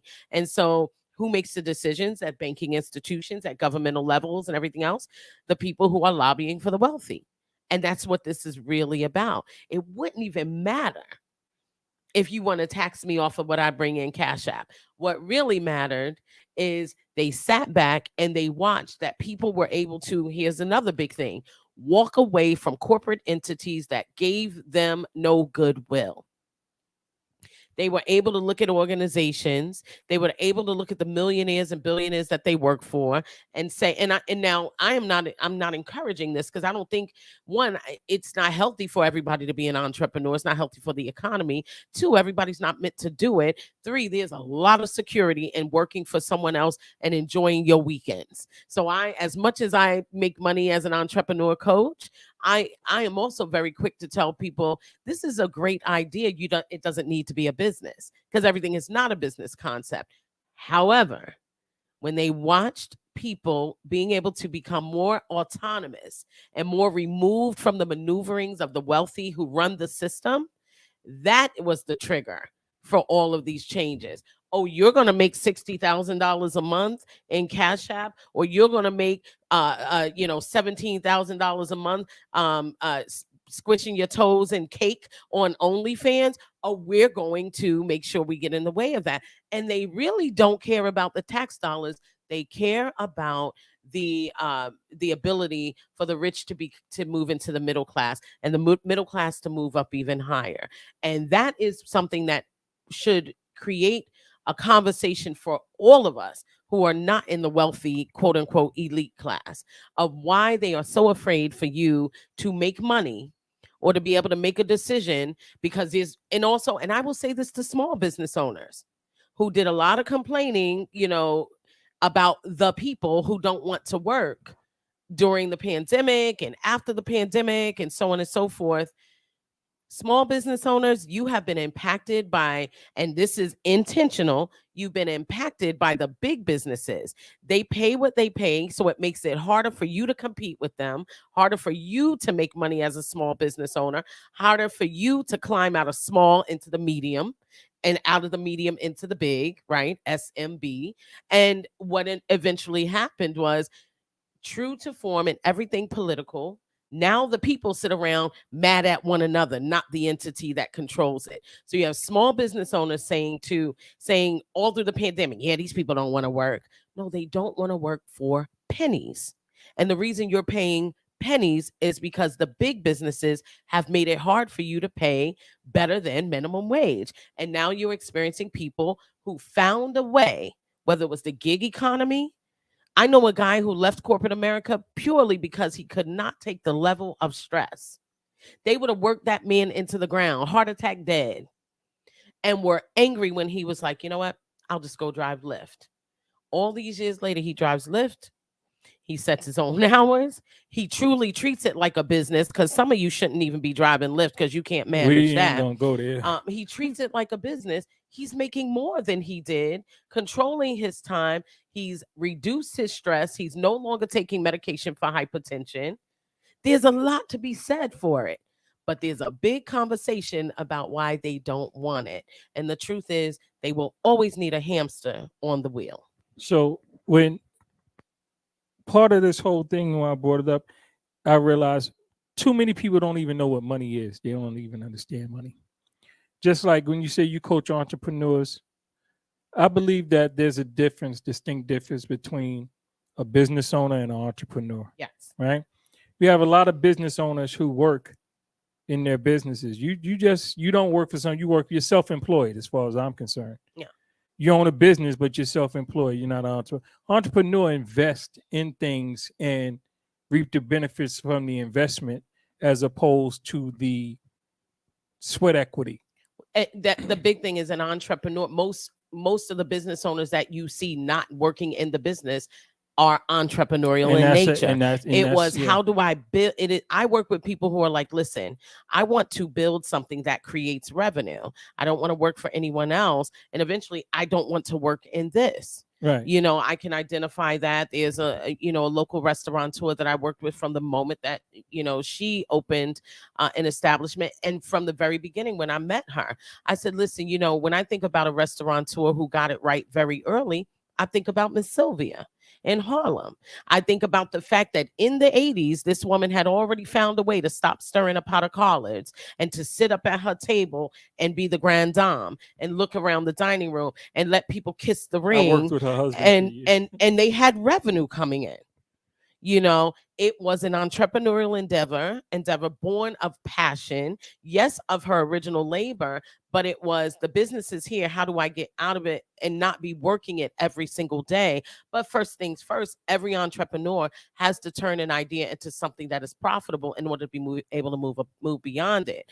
Now, but the problem with the government and what you see with this whole coming down on Cash App and everything else is they don't like any economy. They don't like any mechanism in the economy that frees you up to remove yourself as a cog in the wheel. Right. And it would be, listen, again, you tell me, Steph, I'm just going to pay you $300,000 a year.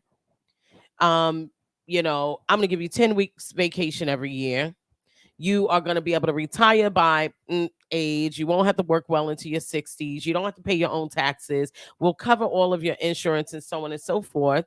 Had that happened when I was younger, I may not have pursued the route of becoming a small business owner, entrepreneur, even coach, consultant. I might have been happy with that.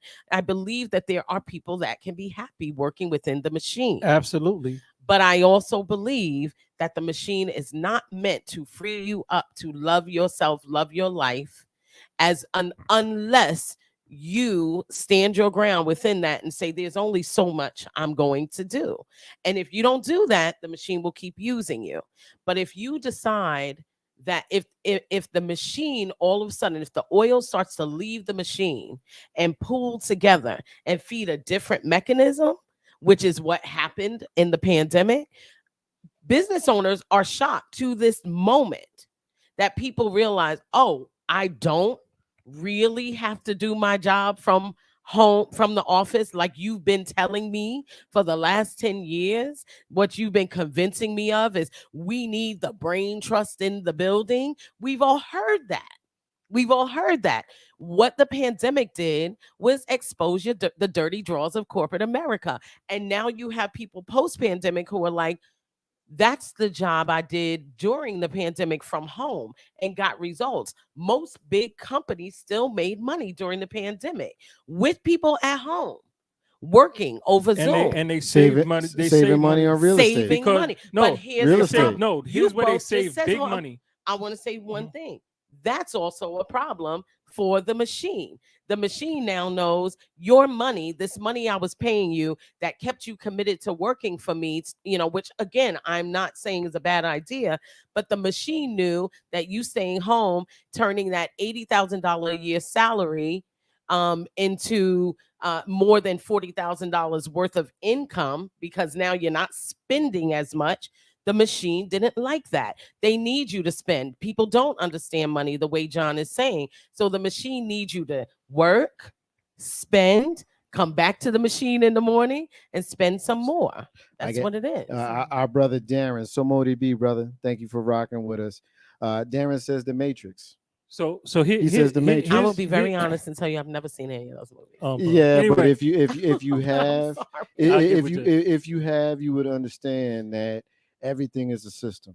Sure. And everything is I already laid understand out. the red and blue pill concept. I do get that. Thank you for listening, Darren. Yeah, Appreciate you, brother. Thank you, Appreciate brother. you. So with the idea of what transpired on when economy on the internet really took a hold, it had to do with what you said a moment ago with retail took a hit.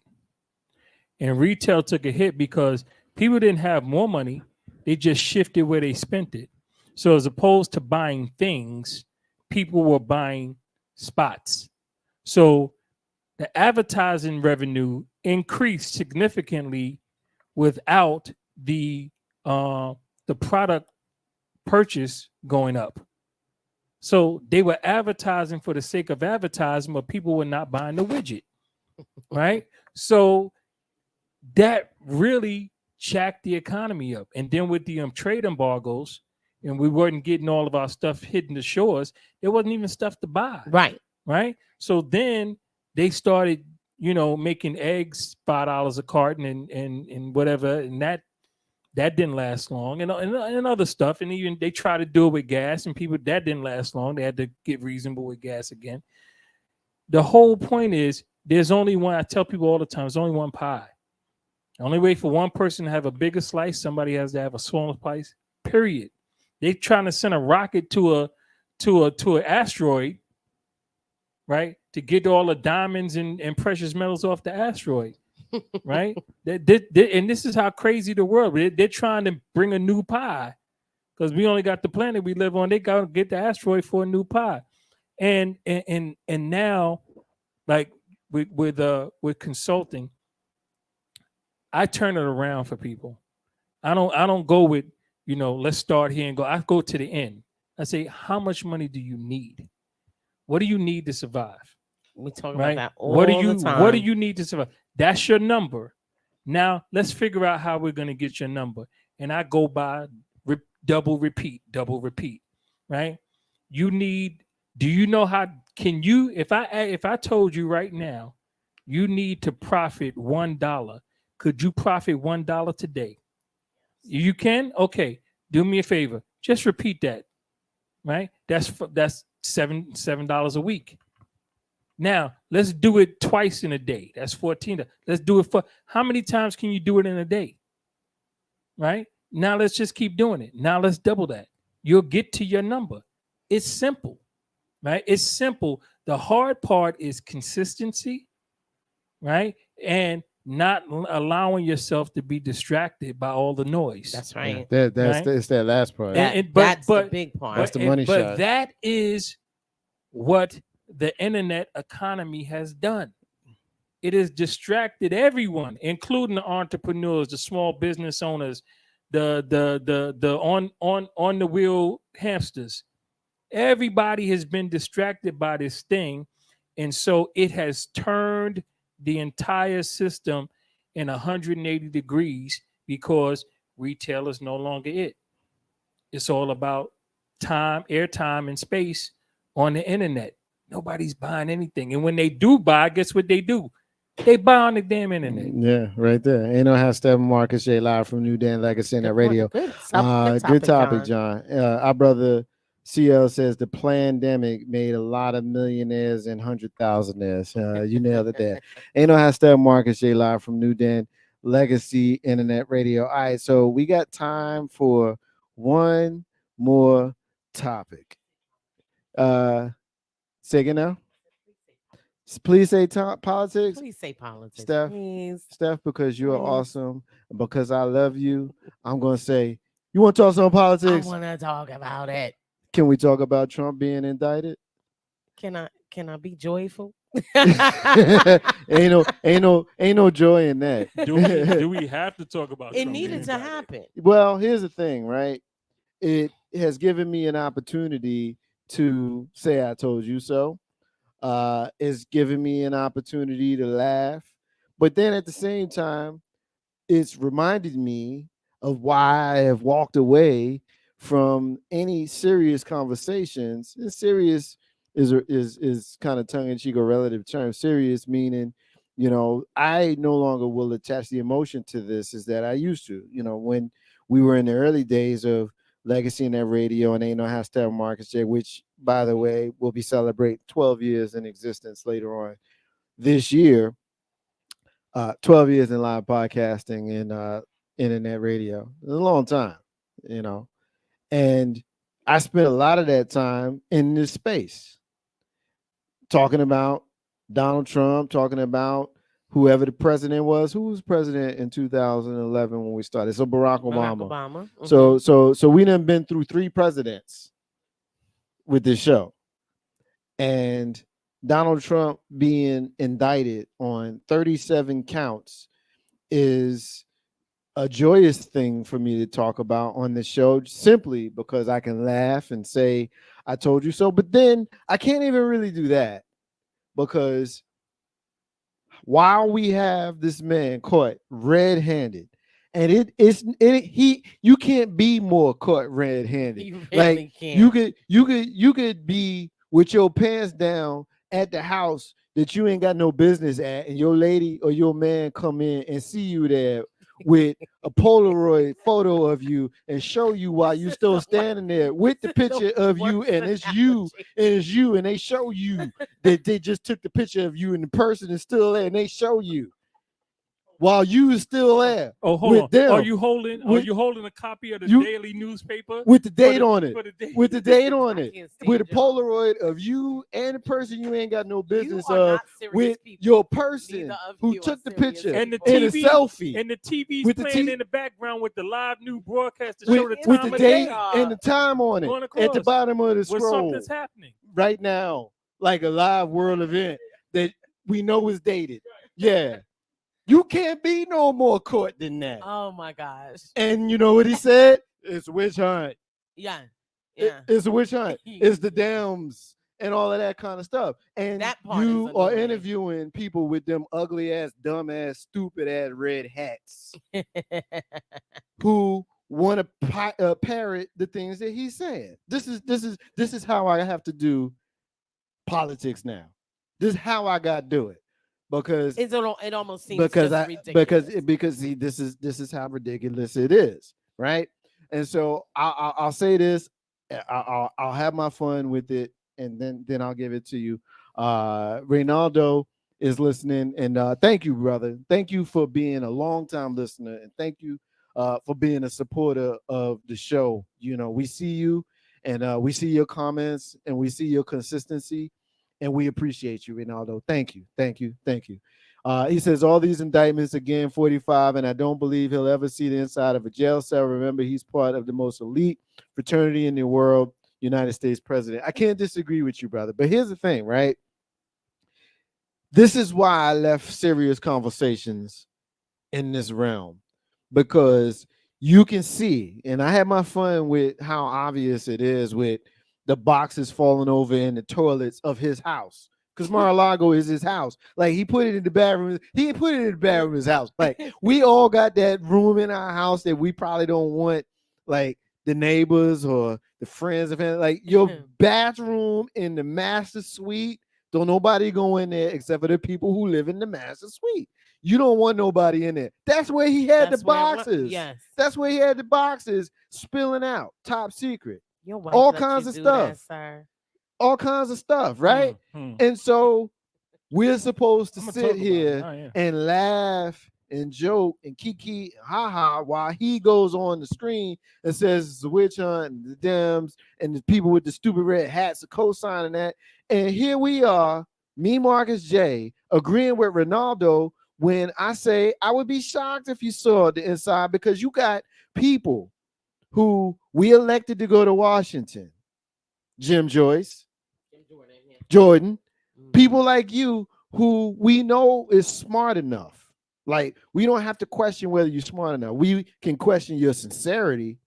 We can question your rhetoric, but we shouldn't have to question if you're smart enough to know your intellect, to know that whether this person is pursued by Dems or not is irrelevant when the Justice Department, which is bipartisan in the way they manage, has nothing to do with none of that. If you got the stuff, you ain't supposed to have the stuff. You can't declassify something if you ain't president. Right. You know what I'm saying? So I just find it fascinating that people don't understand civics, don't understand that Need to bring it branch back is to the executive, schools. president, legislative, House and Senate, judicial, Justice Department. 3 branches.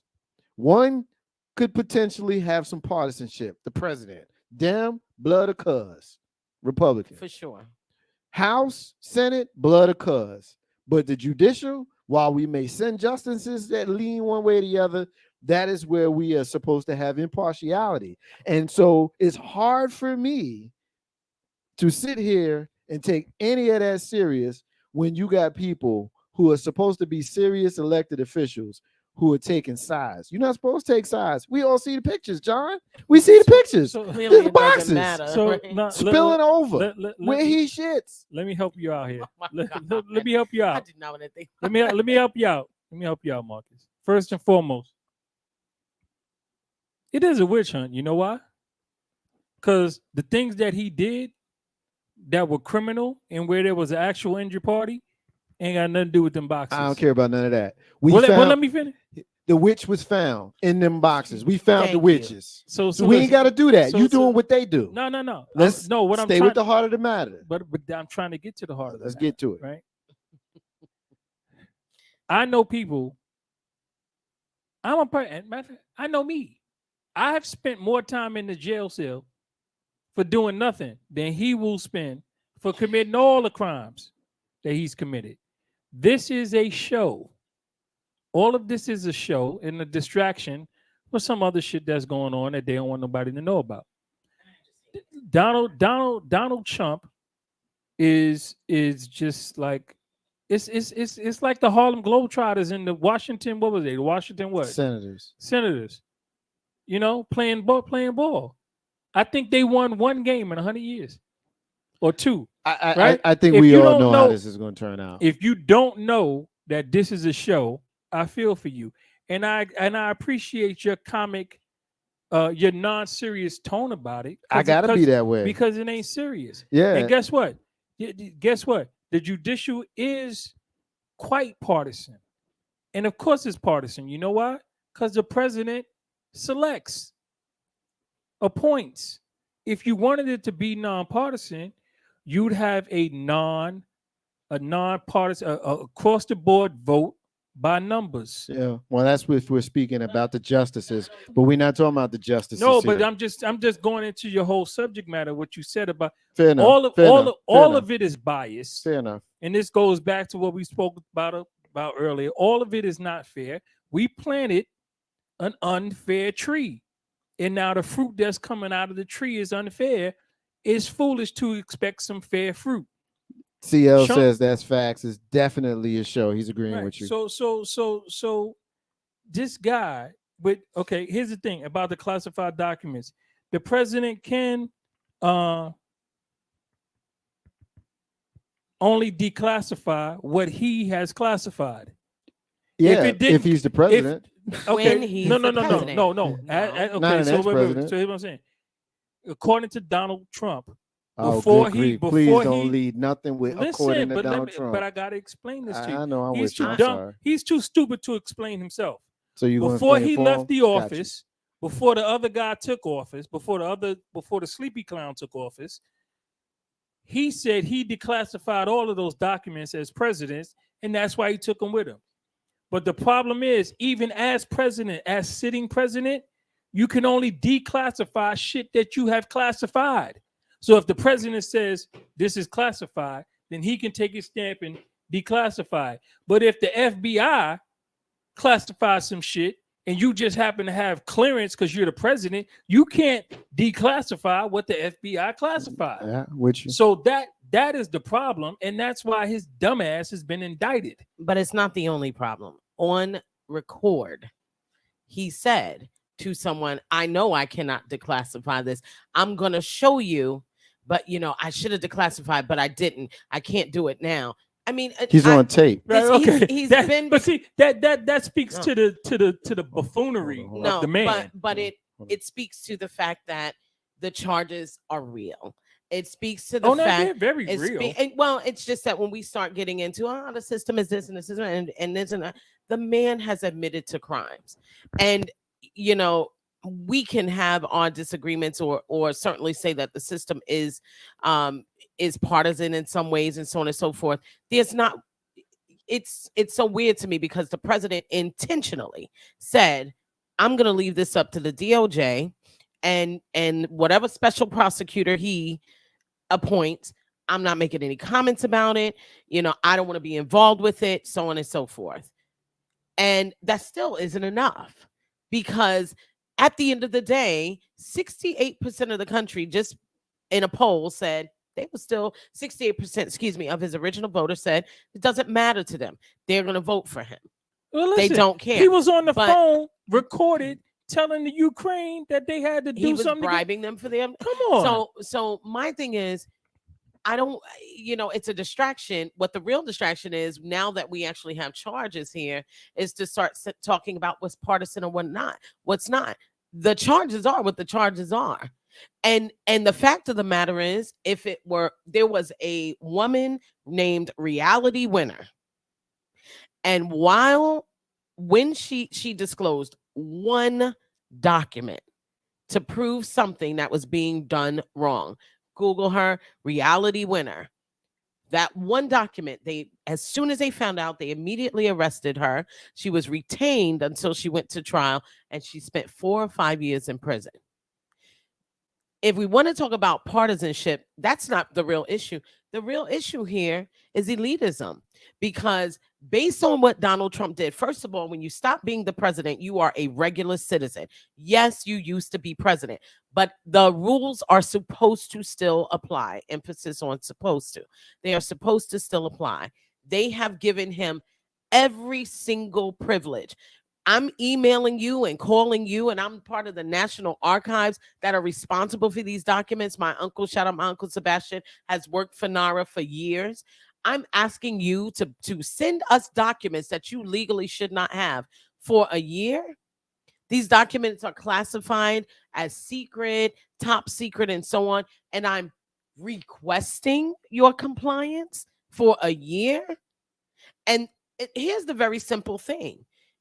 Had he turned those over, they wouldn't have dug deeper. But guess what? Had he turned them over, they wouldn't have dug deeper. And the fact of the matter is, they were willing to wait a year for him to comply. You, me, none of us could have gone a year. None of us would have got a benevolent request. And so I don't care about what's considered partisan or not. He broke the law. He admitted to breaking the law. I don't care. I don't care. Hunter Biden himself could come out and be the prosecutor. I don't care. The man broke the law and he deserves whatever. Let me get a couple of comments in social media. Then, John, you got the con. Our brother Albert says he didn't declassify all of them. That's the problem. He's on record as saying as much. The problem is his base doesn't care. Albert is saying, when I was in the Army, my soldier lost something classified. They took his rank immediately.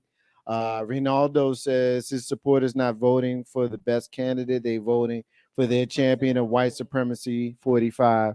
I can't disagree with that. John, you got the con. So here's the thing, and what I was trying to get to when I was talking about it being a show. There was true crime in New York. Letitia James had some real stuff. They shut her down. There's true crime in Atlanta. In the election, they shut that down. They are willing to give you this, right? Because it's in-house. They're going to give us this because it's in-house and it's not going to materialize to anything. And especially when he becomes the candidate, because they have to shut it all down the instant he becomes candidate. They can't prosecute. Well, that's not true. It is. It's not true. It's not true. Okay. It's not true. Okay. Every single person who has any kind of connection with legal thought has already said that not only can he go through the entire process, but he can be elected president. And even if convicted and end up serving jail time, they would have to make accommodations for him as a prisoner if he's elected president. That's a fact.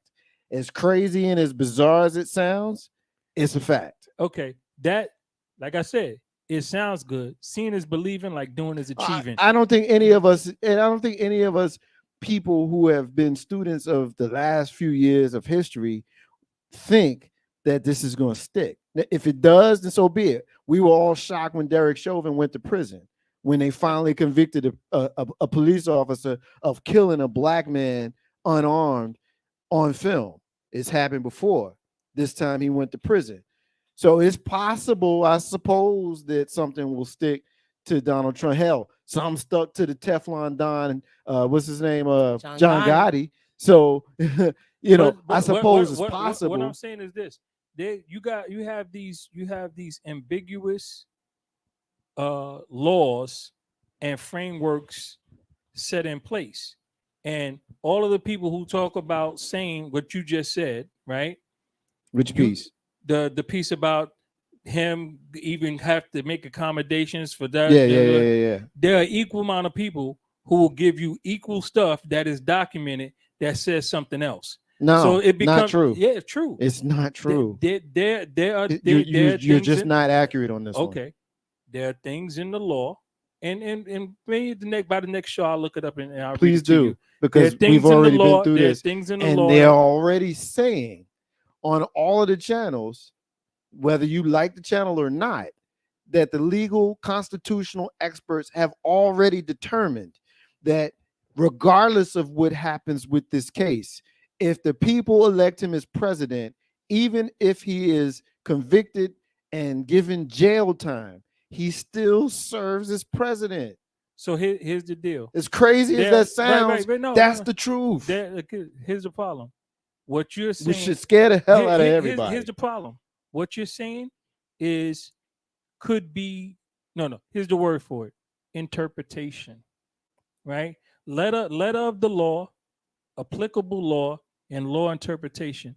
These are all different things, and it all depends on who's sitting on the bench when you're saying what you say and how it's going to play out. That is true. I will agree with that. I would agree with that. The reason I say, but I'm going to lean on I'm going to lean on the constitutional scholars and not you on this. Right. But again, that's the same shit that happened with the impeachment, the first one.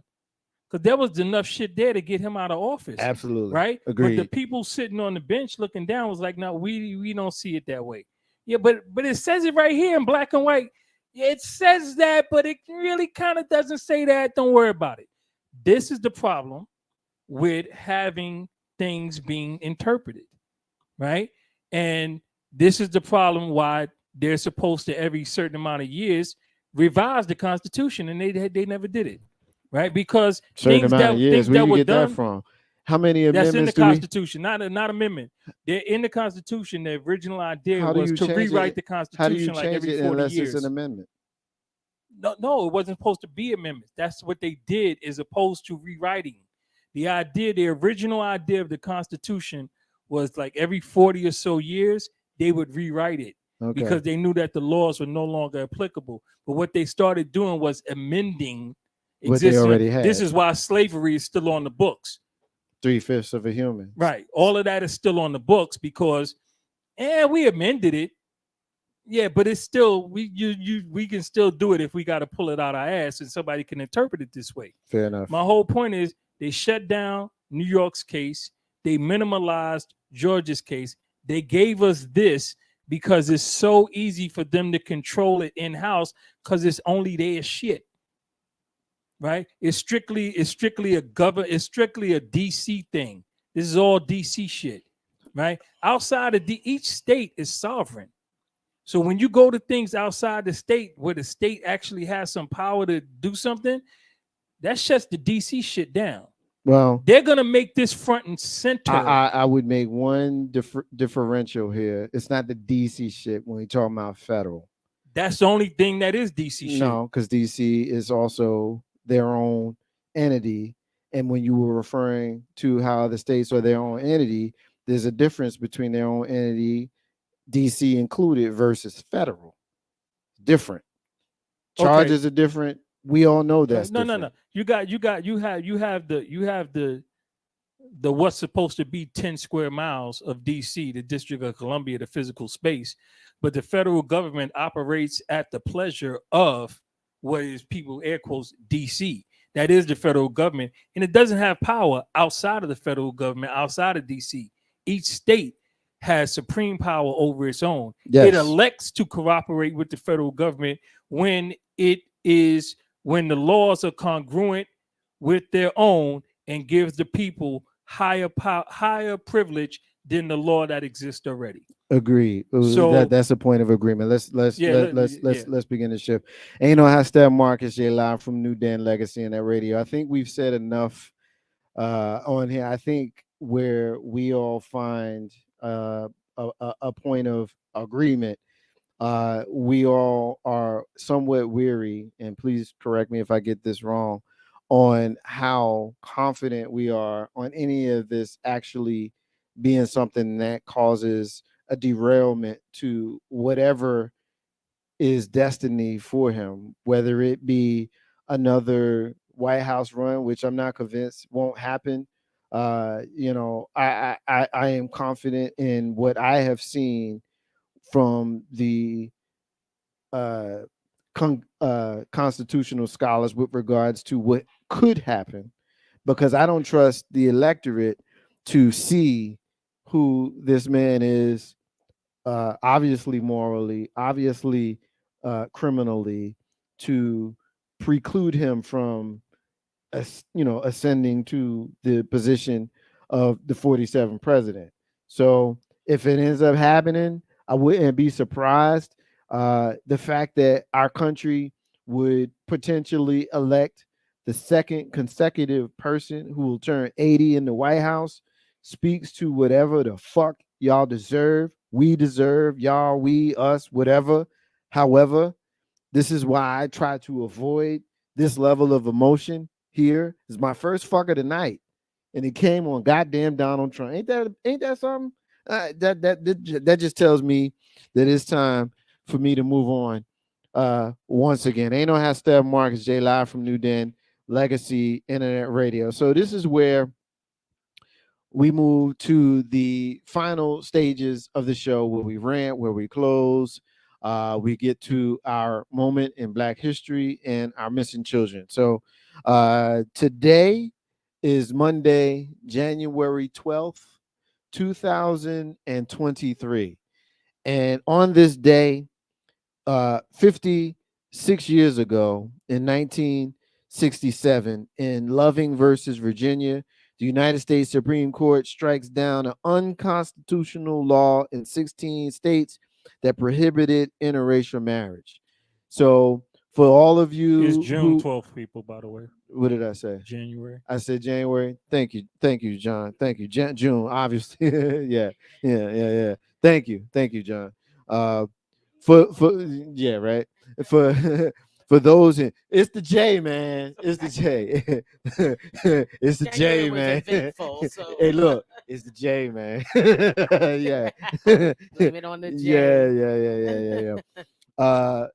For those folks who benefit from being able to love who they want to love, to be able to be married to whoever they choose to be married to. I am one who supports a person's right to love who they want to love, whether that's somebody of a different race, whether that's somebody of the same gender, whether that's somebody of a different gender, whether it's somebody of a different race, same race, whatever. I am one who supports your right to love who you choose to love. So I would be celebratory of this. It doesn't matter what one may have as far as their own personal preference or moral preference, in my opinion.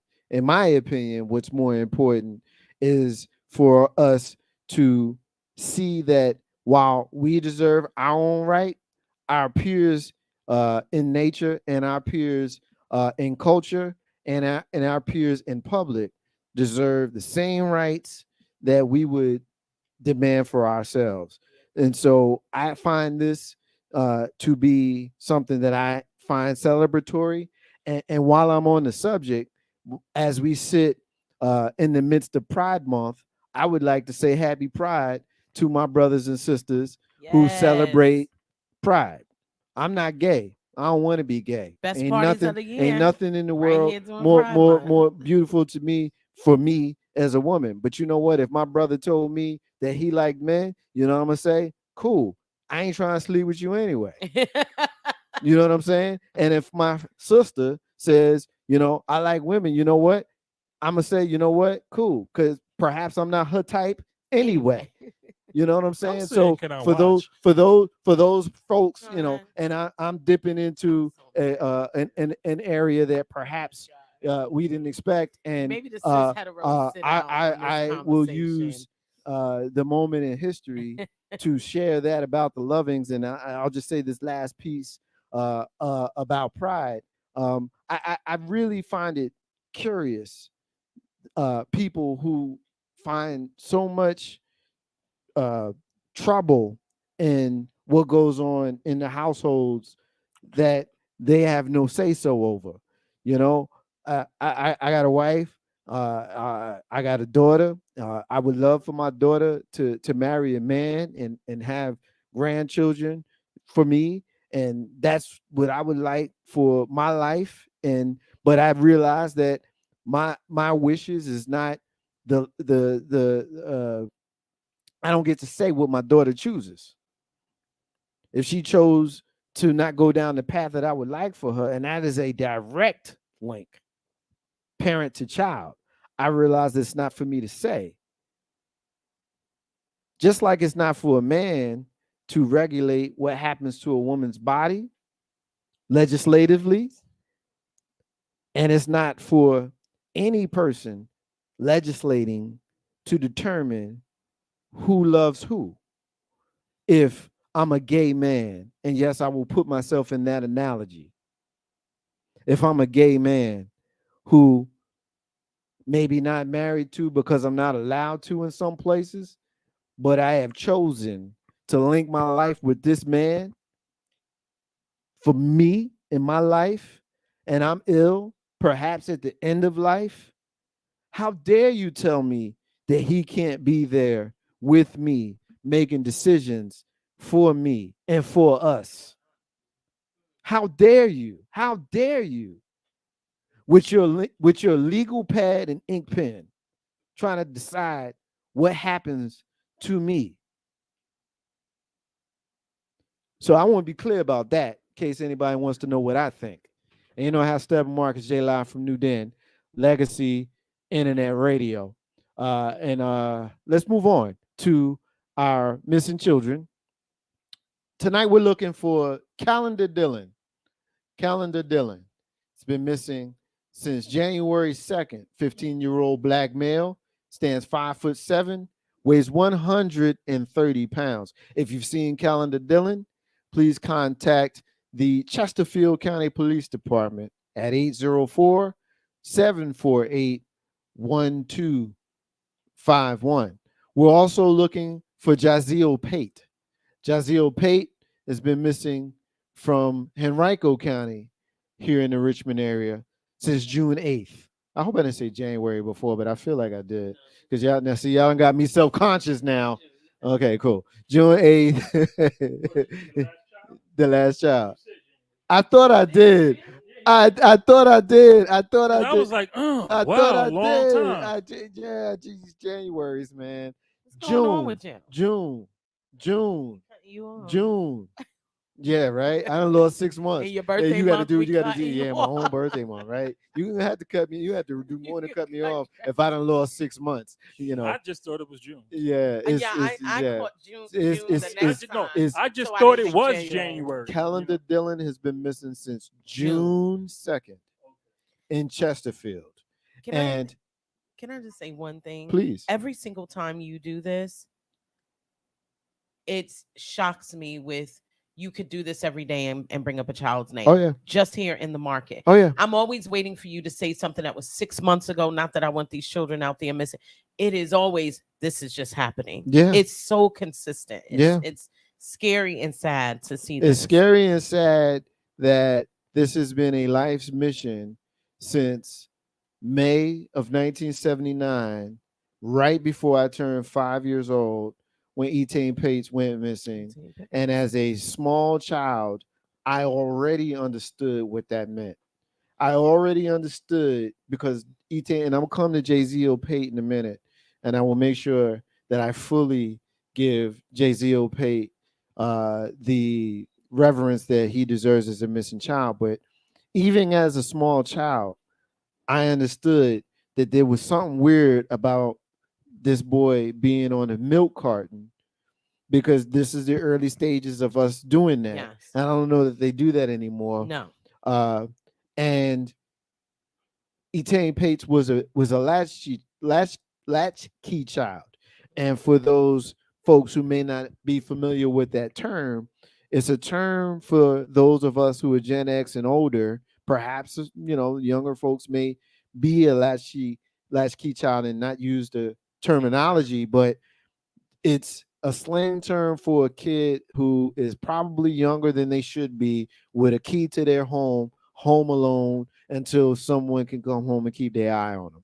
You were to go in the house, lock the door behind you, perhaps have your snack or whatever it is, answer the phone for your parent or whomever is checking in on you, and then hunker down until someone came home and you weren't home alone. Yeah. That was a latchkey. I'm gonna let the phone ring twice, hang up, and then I'm gonna call back, pick up. Otherwise, don't pick up. That was a latchkey child. I don't know why I'm so tongue tied today, saying January instead of June, but that's what Etain Pates was. That's what I was, and that's why I resonated with him. Of course, I speak of Adam Walsh, which was later on. He was a kid who got separated from his parent, his mom, at a store. He went to play video games, was never seen again. I certainly can relate to that. I was a kid stealing quarters from whoever I knew to go play video games. Of course, I can relate to the Atlanta child murders because they're stealing little black kids from their beds in some cases and off the streets. And they were turning up in lakes and rivers. Yeah. And those cases are still unsolved. Wayne Williams, who is attributed to the murders of the Atlanta child murders, but he's convicted of killing a 21-year-old and a 28-year-old, two adults.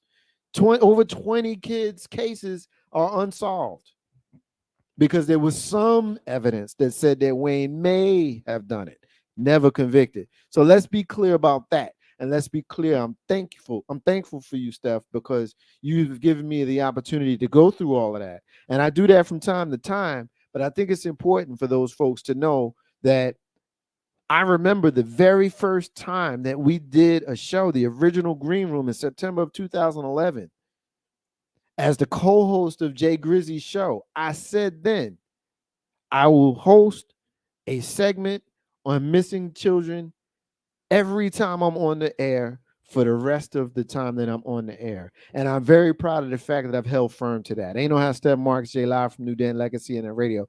We're looking for Jaziel Pate here in Henrico, missing since June 8th, 2023, a black male. He's 5'8", 120. He's 15. If you're seeing Jaziel Pate, please contact the Henrico County Police Department at 804-501-5404. So let us recap. We're looking for Calendar Dillon, missing since June 2nd, 2023 in Chesterfield. We're looking for Jaziel Pate, missing in Henrico, June 8th, 2023. If you have seen either of them, please contact the National Center for Missing and/or Exploited Children on their website, missingkids.org, or contact them at 1-800-THE-LOST, 1-800-843-5678. Ain't no how Steppin Marcus J live from NewDen Legacy and their radio. This is where we transition to our rants and to our closings. Up first, our brother John. John, I am so thankful for you. You already know how I feel about you. I could wax poetic, but I will, in the interest of time, save the pleasantries for off air and just say I love you and leave it there. You got the con, bro. What you got? Love you right back, brother. One thing before I get into my closing remarks, I would really love to, based on what Steph spoke about earlier, I would really love to get in contact with the 800 number of people and so on and so forth. And I would like to announce, when we announce the missing children, I would like to begin announcing children who were found. Let's counteract, because we end the show with missing children all the time, and it kind of like, it kind of hits the gut a little bit. And I would like to be able to counter that and say, well, so-and-so who we announced at this time was found at this time, and they're back at home and happy with their family, so on and so forth. Into my closing. Tonight, I want to talk about, I want to speak to the people, to the audience, and say to them, you have to live. You got to stop trying to just survive, right? Too many of you out there surviving. And yeah, I know the alternate to surviving is not good, right? But life is meant to be lived. Life is meant to be rewarding, fulfilling, and joyful every single day. And you got to just make these decisions and make these choices that are going to allow you to live, right? And we have to stop thinking of ourselves as survivors and, oh, I'm strong. I was told last year in December 22 that it was a possibility that I would not see 2024. Right? That is a very real thing. But I did not allow it to cause me to not be happy every single day or stop living my life every single day. Because for whatever time I'm going to be here, know that I'm going to live and I'm going to have a good time and enjoy myself. And I'm not going to spend any time thinking about anything that has already transpired. Because guess what? I can't go back and change it. But I can affect what may or may not happen tomorrow. Yesterday's gone. Right? And what's the song? Tomorrow I love you because you're a day away. That's the beautiful thing. Right? If you're blessed enough to wake up in the morning and have a sound mind and can put 2 feet on the floor and stand up on your own, you're winning already. You got enough to be happy to carry you through the week on that one day. So I'm trying to make it short so we can get out of here in time. That's my closing tonight. People, choose to be happy every single day and stop being complacent with surviving, because that's not what your life is about. You are supposed to survive. You're supposed to be in good health. You're supposed to be safe in your person. right? Your things are supposed to be well kept, right? Even if they're not locked up. Other people are not supposed to disturb your things in your space. So because you can keep your things in your space safe and you can, feed yourself and clothe you, yeah, it's a blessing because so many people can't, right? But don't take that fact that so many people can't as it being exceptional because you can. No, it's not. You're supposed to be that. That's automatic. That comes with that's like the canned soda on the combination at the Chinese restaurant. It comes with it. Canned soda and egg roll. Comes with it. Right? You want some exceptional shit. Right? You want to live. You want to go places. You want most people, I think 90% of the population will die within 5 miles from where they were born. Never went anywhere. Never seen anything. Right? Start reevaluate your situation, change your perspective, and begin to live your life. And that's my closing for tonight. Ain't no how Steppin Marcus J live from NewDen Legacy in that radio. I would say stuff that John kind of brought it tonight. Yeah, He yeah, did. yeah, He I did. like it. That I guess we should be nice to him offline. Then I don't be wanting to. We'll figure it out. Yeah, I guess we will. Ain't no how Steppin Marcus J live from NewDen Legacy in that radio. It's always better when Steph's here, and I'm always happier when she's around because she's like awesome. And she's cool and she says cool stuff and I love her and it's time for your rant and I'm gonna speak after you and Mess. I don't know why I feel so silly What's right going now. I don't on? know what you got, Steph. So, first of all, thank you both. You got it. You know, I love being with you on a Monday night. And thank you. You know, it's always enlightening and uplifting and real. And I appreciate you both for that. First of all, I want to say that myself and my partner, Michelle Wilson, we have officially launched RVA The Talk, which is Richmond's only fully digital talk radio station. Yes, ma'am. Bravo. Yes. And we are looking to add content creators. You know, the tagline is I hear smart people, and that's what we're looking for. You don't have to be an RVA. Of course, you know, we want it to be the voice of the people reflecting the area that you're in, and RVA is the starting point and the nexus of all of the things we want to bring together. So we are looking for creators, business leaders, and people with authoritative opinions that want to, you know, represent themselves, whether it's in their business brand. I think, you know, we're really looking for people in that cannabis space, lifestyle, realtor, whatever you do, coaching, consulting.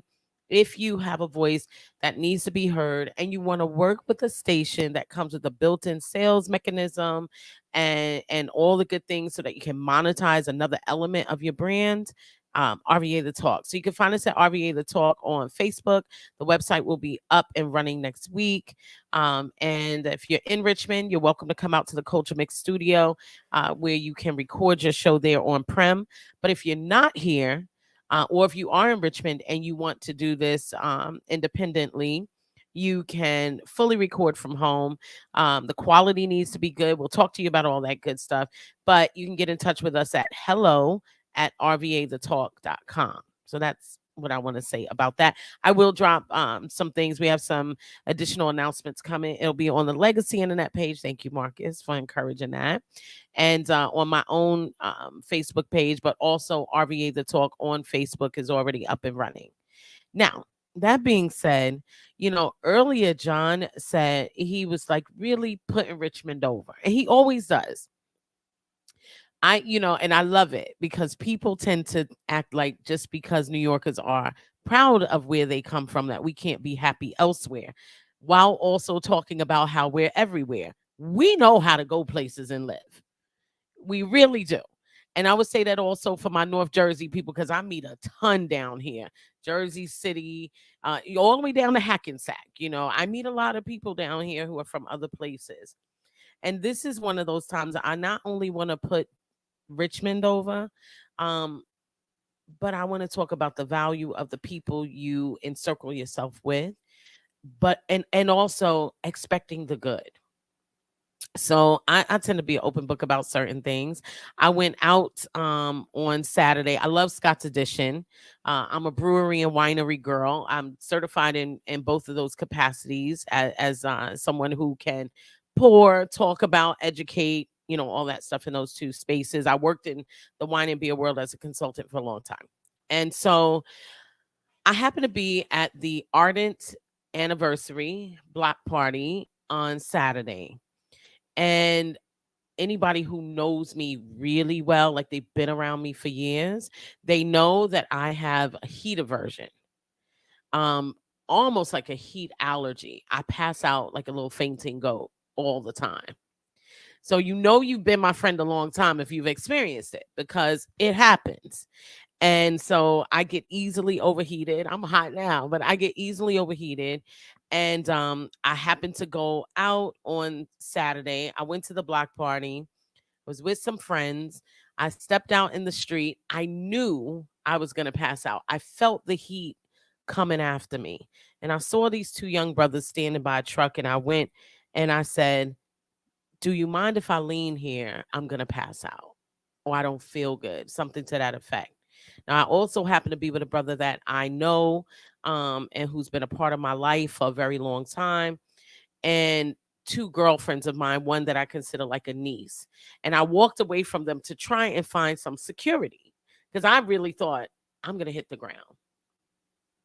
And then I looked at the brother I was with and I said, hey, come here.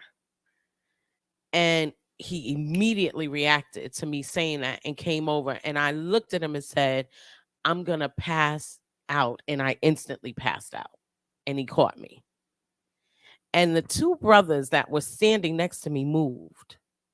They watched this brother struggle. Now, I'll tell you, this brother, I'm fluffy. So you got to be able to hold something when you hold me. And this brother probably about 140, 150 pounds, so he had to do the work. He's out of his class. He's out. Well, let me say this. I wouldn't have said it to him, except I knew he could hold me. Junior welter, huh? I knew he could hold a heavyweight, so to speak. Right. And two other brothers moved out of the way, just kind of left this brother struggling to make sure I don't hit the ground. He's trying to find a chair for me. At this point, I'm out. People, I wake up when somebody puts water in my mouth.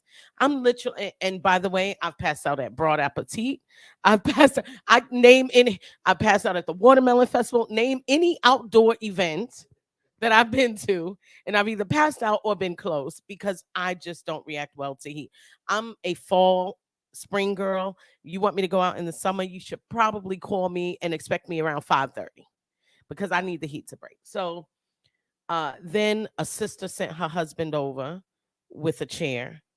And then I looked up, and two middle-aged white women were coming over. One was a nurse. They putting cool towels on me. The brother that I was with and the sisters that I was with are all tending to me. The beer tender from the brewery knows me well, came out. Are you okay? He's got EMS with him. The EMS, two brothers, got down. You okay? You sure you good? You with these people? And in that moment, I realized that you need people. And we are focusing and rotating on this ball we call Earth, often as though we don't need people. And I've heard people say, I don't need nobody. We all need somebody. The person I think of who said I don't need anybody just recently died in jail, the Unabomber, Ted Kaczynski. Being alone and being isolated and not having others and not wanting to connect to others, it is damaging to the psyche. And the moment that you experience the goodness of the people around you, it is an uplift to society, and it's an emotional uplift. I was scared for the people that were with me because they experienced something I knew was traumatic. I'm so used to it that I was like, I'm sorry. And they were like, you're good. But the way the people around reacted, and then the brother that had caught me turned to the two young brothers and said, how could you walk away when you saw that sister fall out? How could you do that? How could you be comfortable walking away? You saw me working to hold her up, get a chair, get some water. A food truck guy came out and gave us water. He was like, we all got to stick together. People are feeling that we all have to stick together. We can laugh about politics. We can talk about the things that are going on, but it impacts the psyche. That's why you stop watching. Because it impacts the psyche. That's why my girlfriend Michelle stopped watching during the pandemic. It was overwhelming. It's emotionally overwhelming. It starts to make you see people through the opposite of the rose-colored lens. You don't trust anybody. In that moment, I was like, Richmond has good stock. Richmond has a good people of all creeds, all colors. Richmond has good people. But when that brother turned around and looked at those two young brothers and also said, in this moment, we need accountability. I need to say to you as an older brother, to you younger brothers, you don't walk away. Oh, you don't walk away when you see a lady pass out. That could have been your mother. It could have been your sister. And one of the brothers was like, yo, you look like you got it. You look like you had it. And I said to him, and the other brother started to feel bad and said, you're right. You're right. And I said to him later, I said, that's the thing I tell you about. When I go out as a Black woman, I often scan the room looking for other Black women, because if I feel a moment of fear, I want to know where to go to my sisterhood, to my tribe. Those brothers walked away, and so many other people walked in. And at the end of the day, I walked away with two things. One, there are men that are holding each other accountable, that are saying to their brothers, you need to listen, you need to hear, you need to be accountable for your behaviors. And even more importantly, there are humans, good humans all around us. And I encourage everyone to be the good human that you want to see and to acknowledge the good humans around you. And that's my rant. I have Steph Marcus J Live from NewDen, Legacy Internet Radio. And to you, my sister, I will tell you, I'm glad you were okay. I'm glad you had those folks there that took care of you. I got home and was like, I had to go to bed because I was overwhelmed. Later that night, I was like, and all that, I dropped my beer. Yeah. How about that? My honey ginger bourbon barrel. Two things I'm going to tell you about. One is the collapsible stool. I know. Right? It's a disc shape about the size of a Frisbee, opens up. Second thing, I need to have one. Electric AC umbrellas. So I said to someone, I said, I used to always have the misting umbrella or the misting parasol, and people would pick on me until they had the experience of me passing out with them. And they would be like, did you bring? Because they knew that this is common. The first time it ever happened to me, I was 11 years old in front of Sabaros and 40 Deuce. You know what? And it's been consistent. It's just, I have heat aversion. You know what I've learned in life? Whatever comforts you need, let folks make fun of you. It is what it is. Yeah. I learned that lesson in 2009 at 34 years old when I went to Disney World with my daughter and my niece and my nephew, and I wore a fanny pack. I wore a fanny pack because I had stuff. Where the hell I'm supposed to put my stuff? Can't put it in my pocket. It overwhelms. And every time you go on the ride, you got to ask somebody. I got stuff. And so I'm 34. It's 2009, and they roasted me. And y'all know me well enough to, hey, I grew up short with glasses. I'm used to get picked on. I ain't think about you motherfuckers at all. For real. I heard it all. So the fanny pack people, I didn't care. No. And now I carry a whole man purse. You know why? Because I got stuff. You always do have something. I got stuff. I got to carry. You Mr. Yoga Man. Yeah, you need man. something. Yeah. And then, I'm actually glad that you said that, because that leads me into my rant. I will touch on some yoga in my rant. The last time I talked to y'all, I was younger than what I am now. I've had a birthday since we were live on the air, and it's cool because I like birthdays. I used to not like birthdays. I used to be someone who avoided my birthday, didn't want to talk about my birthday. It wasn't something that was a good time for me. And I remember my fifth birthday party that nobody came to. I remember having birthday parties that didn't go the way I wanted it to go. And so I was somewhat traumatized at 35th birthday party at the house. If some folks came, and that was cool. But Legacy and the radio threw me a 42nd birthday party, and that was awesome. Shout out to everybody who made that happen. And shout out to everybody who was there. I knew about it. It wasn't no surprise. It was what it was. I'm 49 years old. 49 years old. On my next birthday, I'm be 50. And it's cool because I'm really different now. I like me. I like this me. It's taking me 49 years to get to be this dude. And I feel if I'm lucky enough to live to be 98, I'm going to be twice as dope as I am now. A little slower, but just as sharp. Still trying to figure out a way to do yoga at the 17th Street Market 49 years from now. It's a wonderful thing for me, and I'm very, very blessed. I discovered yoga at 45 years old. I had always been circling it. Many of you know Legacy Internet Radio alumni. Our sister Shayna Latia was a part of this show years ago in the early stages, even before she started doing yoga. And she started doing it and changed her. And she would tell me, you should come, you should come, you should come. And I'd be like, man, I ain't doing that, man. I ain't doing that, man. I ain't doing that. Till one day I did that at the 17th Street Market. And I would go, and it really, really began to change me. And those folks around me would notice the change. And it helped me with self-esteem, believe it or not.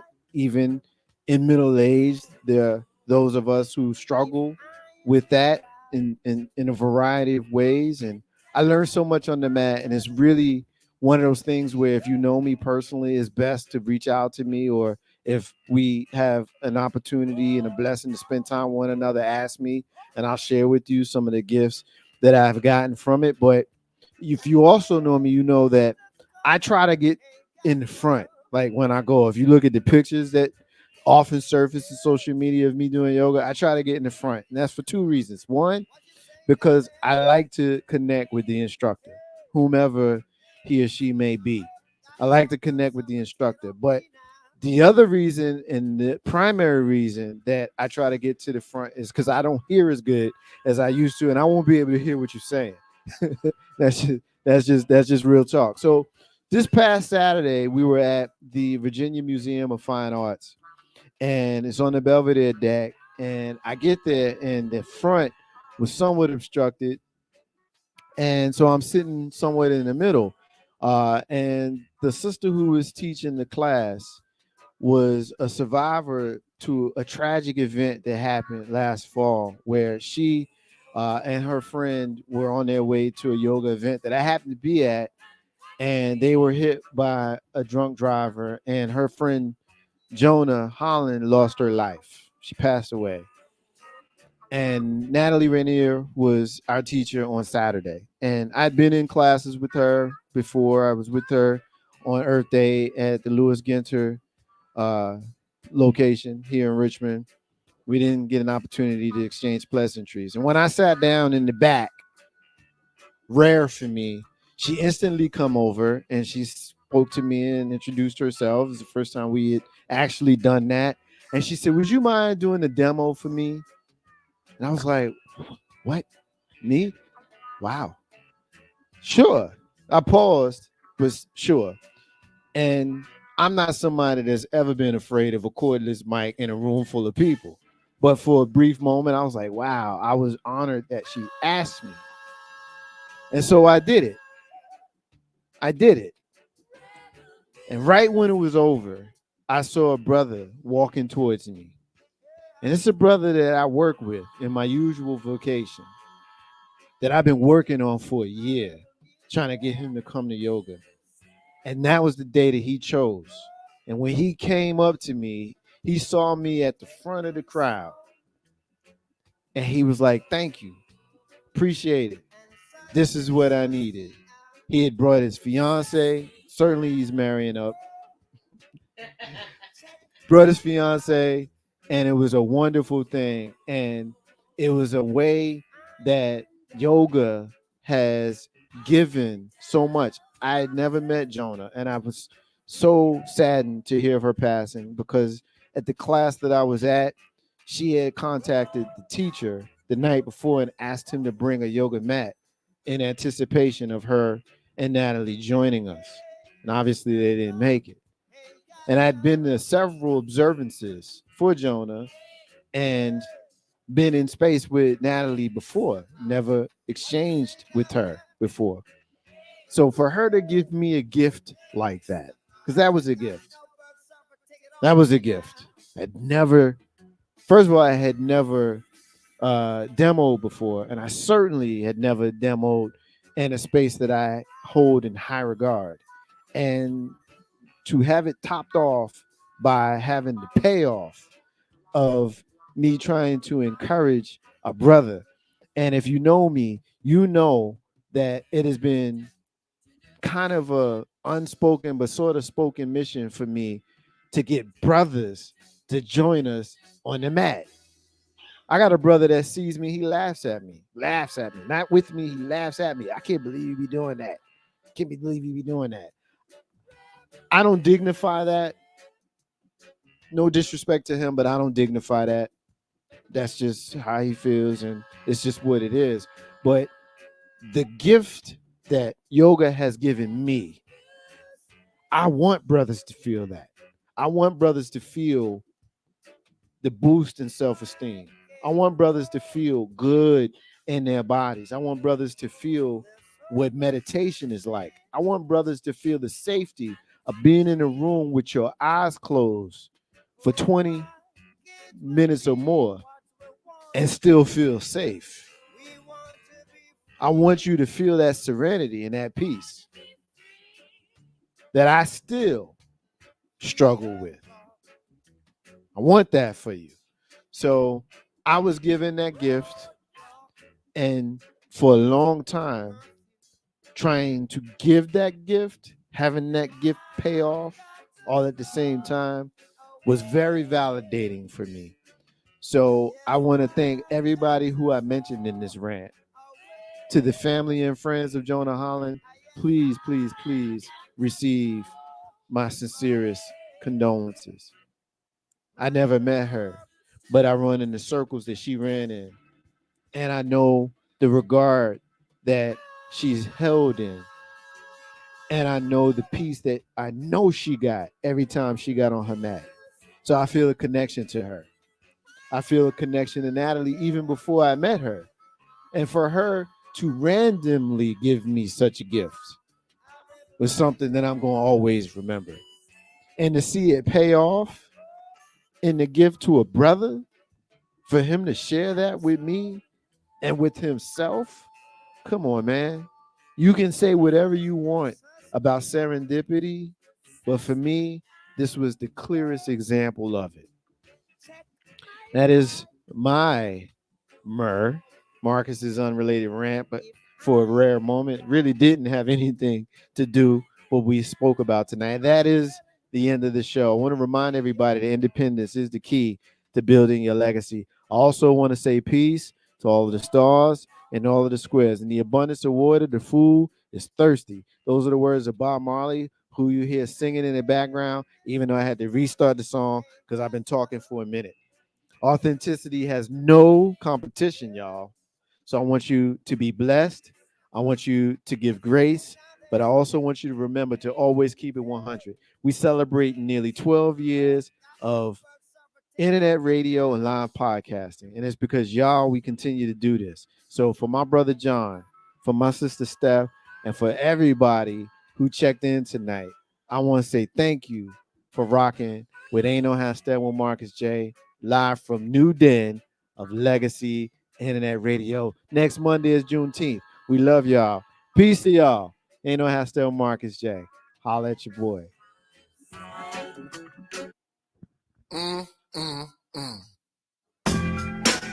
Oh yeah, I'm with this, with it. I'm just gonna lay back and I'ma drop some smooth lyrics. So tune in 7 to 9:30 and don't be late. We about to set it straight. Ain't no half stepping with Marcus J. Word. I'm ready, let's go. Ain't no half stepping, that's the name of the show. Yeah, Marcus J hosting and we ready to go. Yeah, Hunters talk sprinkle with a dash and humor to the legacy listeners and the online viewers. What you wanna talk about, call it, we're hearing you. Cover all topics, touch on the main issues. With the flow in this show, bring the heat. Yeah. The word on the street, Wizard Earl on the beat. We superb in the D, legacy online. 7 to 9:30, please be on time. Ain't no half stepping with Marcus J, my brother. Yeah. If they can't hang, word to their mother. And he been on this grind for a while. The brother so smart, plus brother got style. From Richmond, we on the mission, before force. And listen up, this Marcus Stage started to talk, running back. And he been on this grind for a while. The brother so smart, plus brother got style. From Richmond, we on the mission, before force. And listen up, this Marcus Stage started to talk.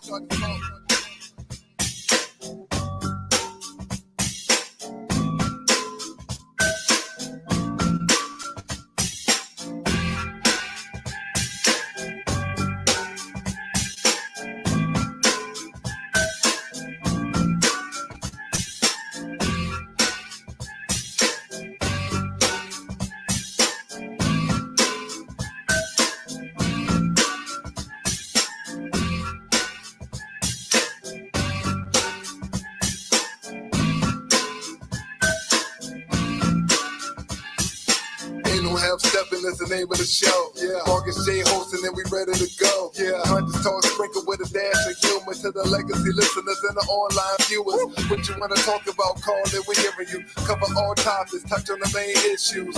With the flow in this show, bring the heat. The word on the street, Wizard Earl on the beat. We superb in the D, legacy online. 7 to 9:30, please be on time. Ain't no half stepping with Marcus J, my brother. If they can't hang, word to their mother. And he been on this grind for a while. The brother so smart, plus brother got style. From Richmond, we on the mission, before force. And listen up, this Marcus Stage started to talk.